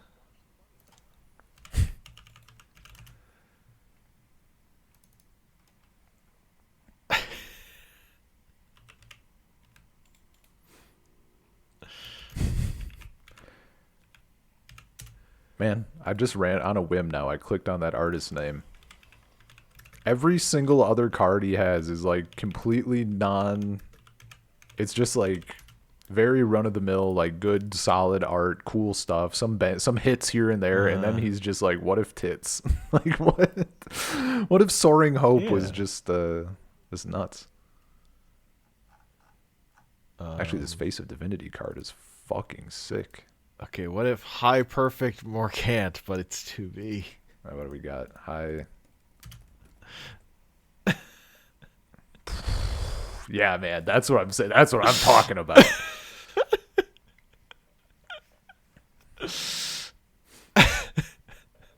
That card is so funny, dude. And people say they don't put horny in Magic anymore. Come on. I know, that one's... that was like, oh, so we're back. they do put horny in Magic. Yeah, man. Did we ever leave? Maybe we didn't. And same artist as this card. Oh my god, this dude. Also, the art director on those cards is apparently the same. They're cooking. They're cooking, man. I need to find this fucking. Because that interview I posted in the Discord with an artist is the artist who drew these. So they were teasing him about the feet thing. And he was trying to find a way to talk about it. He could not find the words.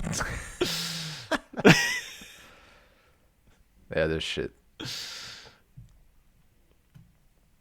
Big, huge, strong lady. Nice to me. What if she was mean to me, though? What if she was also mean?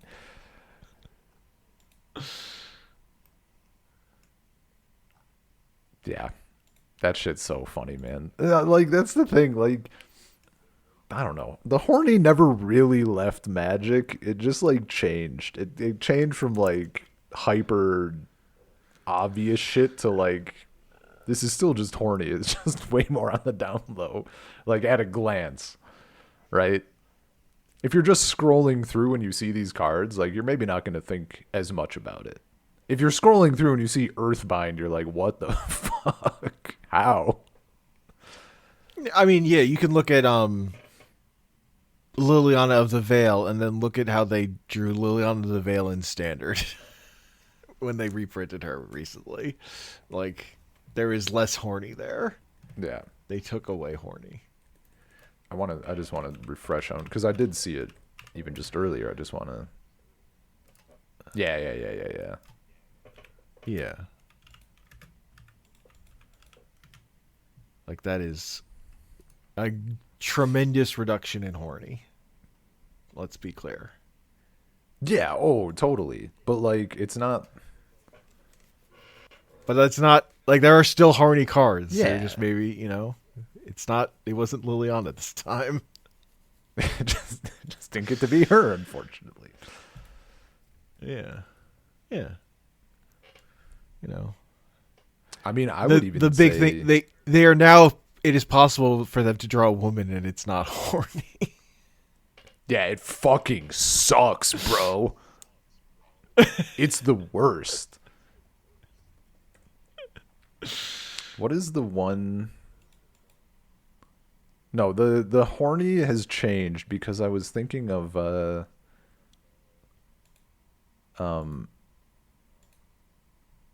they had the one, I think it was Chandra. They had her in a, there's like one where she's in like a dress.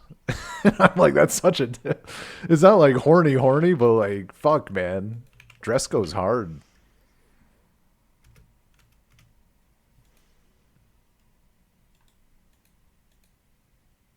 But like, it's kind of, oh, maybe I'm just thinking of Dress to Kill. That's like her Planeswalker card, but I think she was in another, card in a dress, and that's probably more what I'm thinking of. I've never seen this Chandra. Just looking at variants. Oh yeah, some of the kind of whack, like, hieroglyphic stuff. Yeah. Oh hey, it's Vincent. It's not Vincent Price.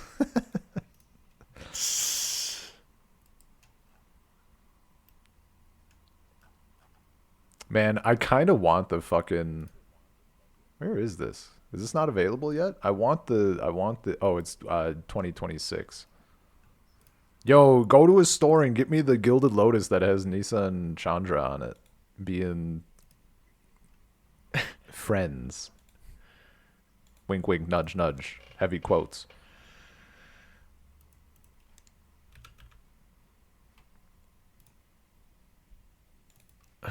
No. Come on. There's no stores near me. You fuck.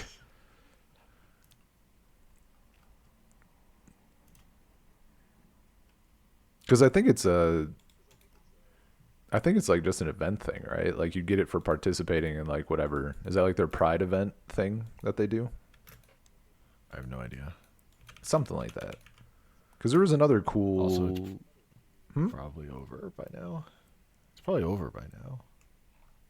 I don't know. Let's see.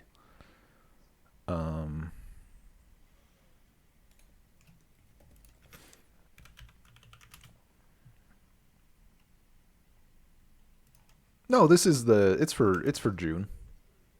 I guess it's for they just spoiled it already. That's hella early. When did this? Oh, they spoiled it in February, like a month ago. Yeah, pick any two legal commanders, pair them up, and express your pride in a way that's unique to you. To commemorate the event, Magic Presents Pride participants will receive a traditional foil Gilded Lotus promo card while supplies last.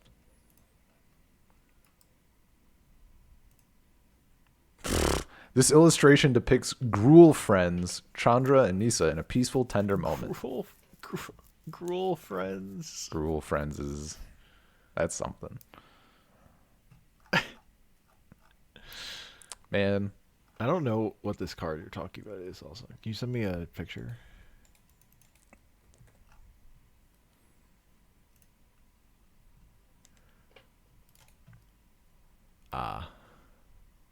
It's pretty good. They made this card that's only on Arena? Of course it is. Oh, yeah. That's so much. That's like so much. Alchemy card. That's so much fucking better too.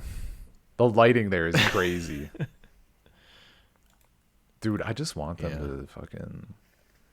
That was actually like such an egregious fucking... I don't even know what you'd call it. A slap in the face, really, because they literally 180'd Chandra and had her be like, I like big fucking strong men. Or whatever. They did that. They just absolutely decimated that shit. They turned it, don't get me wrong, they turned it around. Like, they fucking walked back on that, but like the fact that it was allowed to happen is kind of insane. Like, actually outrageous.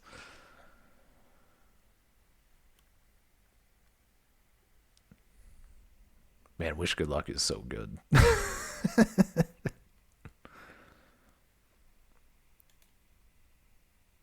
Is there a... See, now that's an EDH deck to build. The Gruel Friends deck.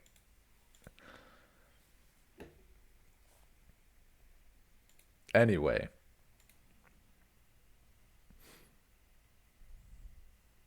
You got anything else on Magic or such?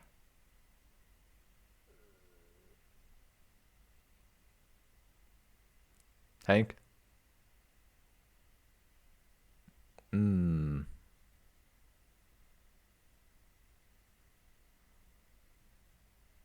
Either my something died or Hank's something died. There we go. Oh, there. Okay. What happened? I don't know. My mic wasn't working. I just reset voice meter and then it was working again. Nice. Yeah, you got any more thoughts? I went through my bullet points. I don't think I have another thing.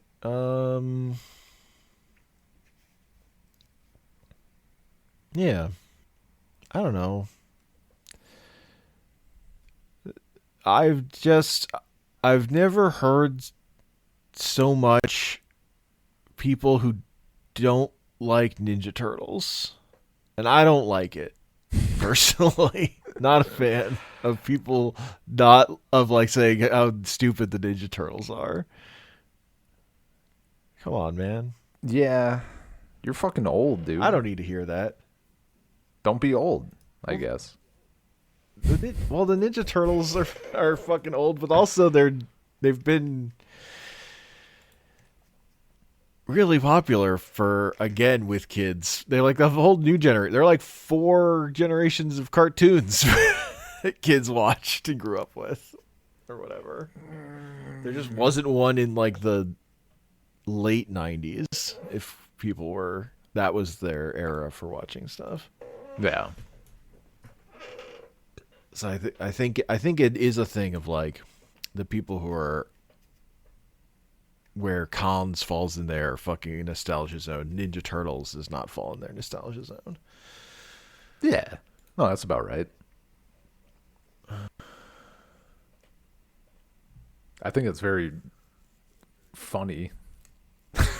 It's kind of, it'd be annoying, but like it is kind of funny. Like, I don't know. People acting shocked when they choose properties, and it's like it's almost like those property. It's almost like they're choosing shit for a reason. They're not like choosing the fucking niche stuff that's not gonna do numbers, man. Yeah, that was the thing I was thinking about with universes, like the future of universes beyond. Like, how many properties really are big enough and would fit for doing a whole fucking standard set for Magic the Gathering? That's the thing that Mark Rosewater has addressed plenty, I think, right? Yeah. But it is one of those things like I don't know. And it wouldn't be, I wouldn't be thinking about them running out, except they're going through them so fast. They're running out so much cards. I think the thing that would make them more not necessarily more feasible. I don't know. I would be even more. Well, no, I don't know. Maybe I'm disagreeing with myself before I even get my fucking opinion out of my mouth. Imagine if they did a Dragon Ball set. Oh man. Imagine if they did a Dragon Ball set and it was just adapting the manga that the anime hasn't gotten to yet. That would be fucking funny. That would be top-notch bullshit. There's no way they would ever do it, obviously, but like, holy fuck, that would be an 11 out of 10 gimmick. Like, we're gonna adapt Like, the manga. It's just Moro and granola. That would be so fucking funny, dude. That would be incredible. I was gonna say like, I think a good one would be like Marvel, is because we already have the Marvel set coming. I don't know what their plan is. Presumably, I don't know if they're going to try doing an original story. I kind of hope they do. But more likely they're going to like loosely adapt something or a hodgepodge of events or something, right? I don't think it's going to be I don't think it's going to be quite like here's all these legendary characters just in a void, but it's not like they're going to be doing new stuff. But I do think Marvel is the perfect type of property where I don't know if it's a case where they can't, but I hope that they could. And I wish they would if they can. Because that would be really cool. Like, that was the thing for Avatar looking at those, is like, they just adapted that story outright. And then you got, the big thing for me was looking at the cards, and like, you got story elements from the cards. And that was really cool. So, like, having an actual Marvel story thing happening would be really neat. Yeah, I think it's going to have the Final Fantasy problem of they're going too broad in ones. Even though it's Marvel superheroes, that's still too broad. It's not going to have like a story. Like Ninja Turtles is the same way. Like they're trying to adapt like all kinds of things about Ninja Turtles. Yeah. And that set didn't end up having a story. I don't think their approach to Universes Beyond does not seem to involve story, and that's kind of my biggest problem with it. I think currently, there was like Avatar was easy because there's only one story. Yeah, in Avatar. yeah. No, I think that was something. I think Mark Rosewater also said that they've like acknowledged, but due to their development timeline, like who fucking knows what set will land with those changes implemented. Yeah, like if they will. Like what if they've figured it out, when did they figure it out or whatever? Yeah, like at best, Star Trek might have some of those things in it at best.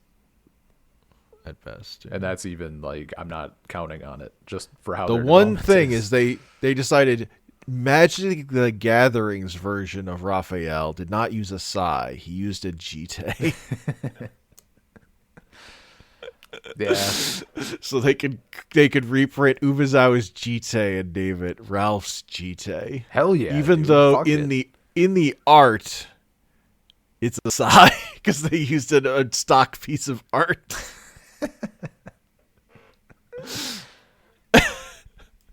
Yeah. That's where it breaks down. That's when they use it. That's just a Sai, guys. There's a card in like the main set that's a GTA, but the like bonus sheet reprint of that was GTA, they just put a sigh in the art and called it a day. I mean, yeah, fuck it. We don't got that kind of time. Just send that shit. Yeah. The Avatar screenshot cards. Oh, yeah, that's right. I need to buy a Cruel Tutor, man. That's a big one. Mm-hmm. $41 for the original, $38 for the, well, it's still nearly $40 for the fucking list version, $10 or less for fucking Ozai's face. Yeah. Oh, that shit is so peak. Arena now lets you set your deck image to a card that's not in your deck. Like you can set it your deck image and then take that card out of your deck. So you could set every deck image to that Cruel Tutor. And also when you go into direct challenge mode, your opponent sees the deck image you picked. I mean, yeah, for your deck. that is the So you pick the Cruel Tutor to hide information. So you're protecting what your deck actually is. This is the way. Rather than telegraphing it.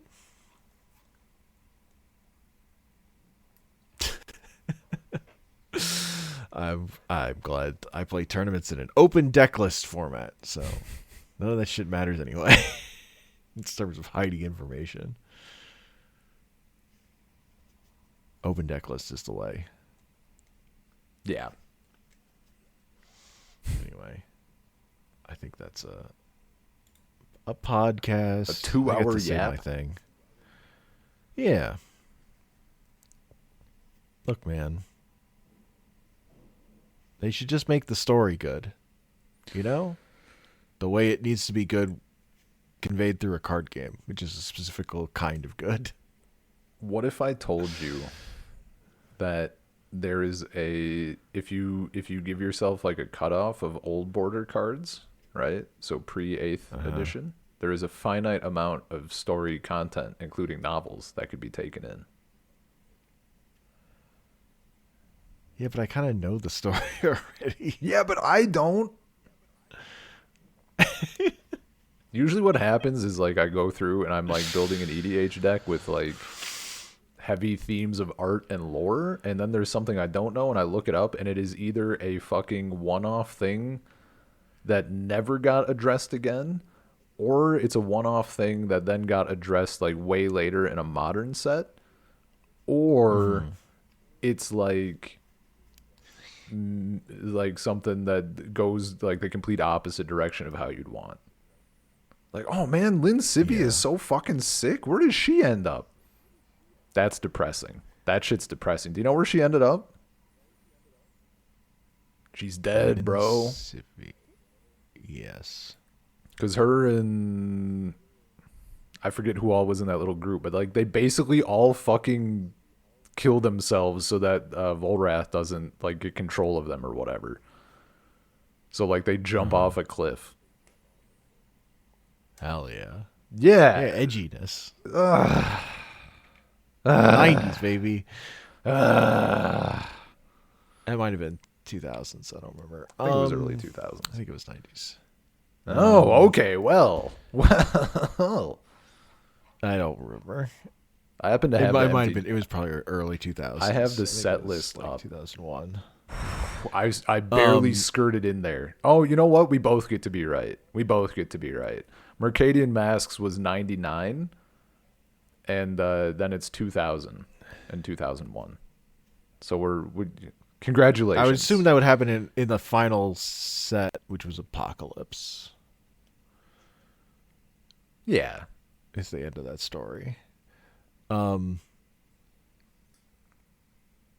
the thing is, really the story is ultimately kind of dog shit, and I tried to read the Invasion book, and it's, you know, I was a child because it was when that book came out, and that book is dog shit. It's just like not well written. Hell yeah, dude. Yeah, no, that's my understanding. Is like it wasn't particularly well made from a writing standpoint. It wasn't good. Like This did not. It did not have the juice. As someone who was heavily invested in specifically that story, it was not good. Yeah. The story is good when it's told through the cards. That's all I need. I don't need. Oh yeah, man. It's No, fine the old if, like, the old fucking actually cards the story is are bad. the old cards for story stuff is so sick. And there is an element of like actually to get the most out of even like the Last Airbender set. It's kind of fun to try to remove yourself from knowing knowing the exact story, because like I've seen that shit so many times. I know everything that fucking happens. But like if you kind of remove yourself from it and imagine that you don't, and then you read the cards, it's really kind of cool to see like what a sort of world they build is from just the cards, because it's not exact, right? And especially if you're thinking of it like you don't get all the cards in order. Even if you get all of the cards, you're not going to like see them that way, right? So it's I don't know. It's just a cool vibe, as we've talked about before. Yeah.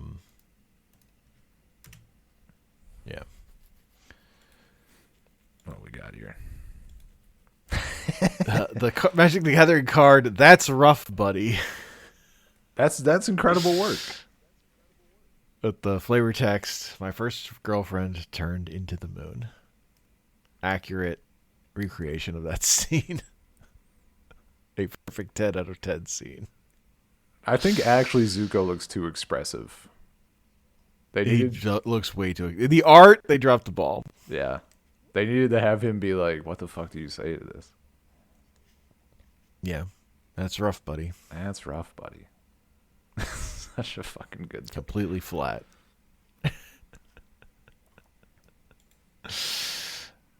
That's how it be. The Avatar cards I play with the most are Gran, and Wan Shitong. Yeah, that tracks. And Aang. I play with Aang a bit too. 3 mana Aang. Those are still some like... I'm sort of on the fence about getting... I mean, I think Avatar is actually a set. I don't know that I would get like a box. I feel like that's more one I would have. I would want to do like specific EDH decks or 60 card decks or something. Sure. No, you know what? I'd maybe cut the difference. Fuck it. 60 cards singled. Because I want a wide representative for like the deck, right? To be on theme. So like 4 ofs are kind of a whiff flavor wise. True.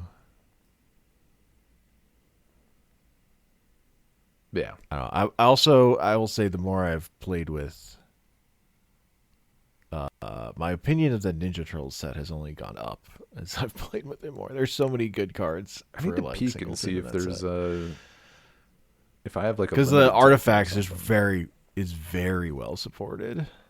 There's nice. like it's like made the artifact deck in Gladiator. Like you can make the aggressive creature based, cranial plating based artifact deck work now for the first time. Hell yeah. And it's not like complete dog shit. It's like actually good. So that shit's sick. Nice. Oh, that's good shit. Play with the ooze. The ooze is good. It's very funny. I've seen Emmercool and the skateboard in Vintage. Oh, that's suiting so up good. Emmercool with the skateboard to give him haste. Hell yeah, dude. It's perfect. What if Emmercool did a fucking kickflip? That's so funny. This is what Magic needed, a skateboard card. Okay, it's fucking incredible. You know what Magic needs more of? Baseball bats? We don't have enough baseball bats. No. Gun. What if Emmercool had a gun? Oh, hell what yeah. If Emmercool just had now you're talking. What if Emmercool just had a fucking Glock? Is there not an equipment that's just a fucking gun? I mean, there's probably I don't one think that's like a so. fantasy ranged weapon. Not even a bow, but like I'm thinking of like a scepter or something that's like a magic beam, right? I open up gun on Skyfall Tagger. That's what I'm doing right now, man. This is not. I don't know if these cards have a gun. Yeah, this is kind of what I was thinking. So, like, for example, there's Arc Spitter. I believe that's a Warhammer thing. Yeah, yeah, yeah. Junk. There's a lot of the Fallout cards. Yeah, it's like Fallout, Warhammer, and Outlaws of Thunder Junction. But even then, there's not like an actual. Oh hell yeah, baby! Here we go. Antiquities and Revised Edition had fucking just rocket launcher. Just the card rocket launcher. So people were bitching about firearms in Portal or whatever. When we'd already had rocket launcher. We already had rocket launcher in 94. Man, I need to get this card. Do I own this card? I need this shit. That's fucking sick art though. And the rocket launcher is 2. Hell yeah. Paid 2. Pete Ventures it deals 1 damage to any target. Doing it. And you destroy this artifact at the beginning of the next end step. And you can only activate it if you've controlled this artifact continuously since the beginning of your most recent turn. What a fucking card, man.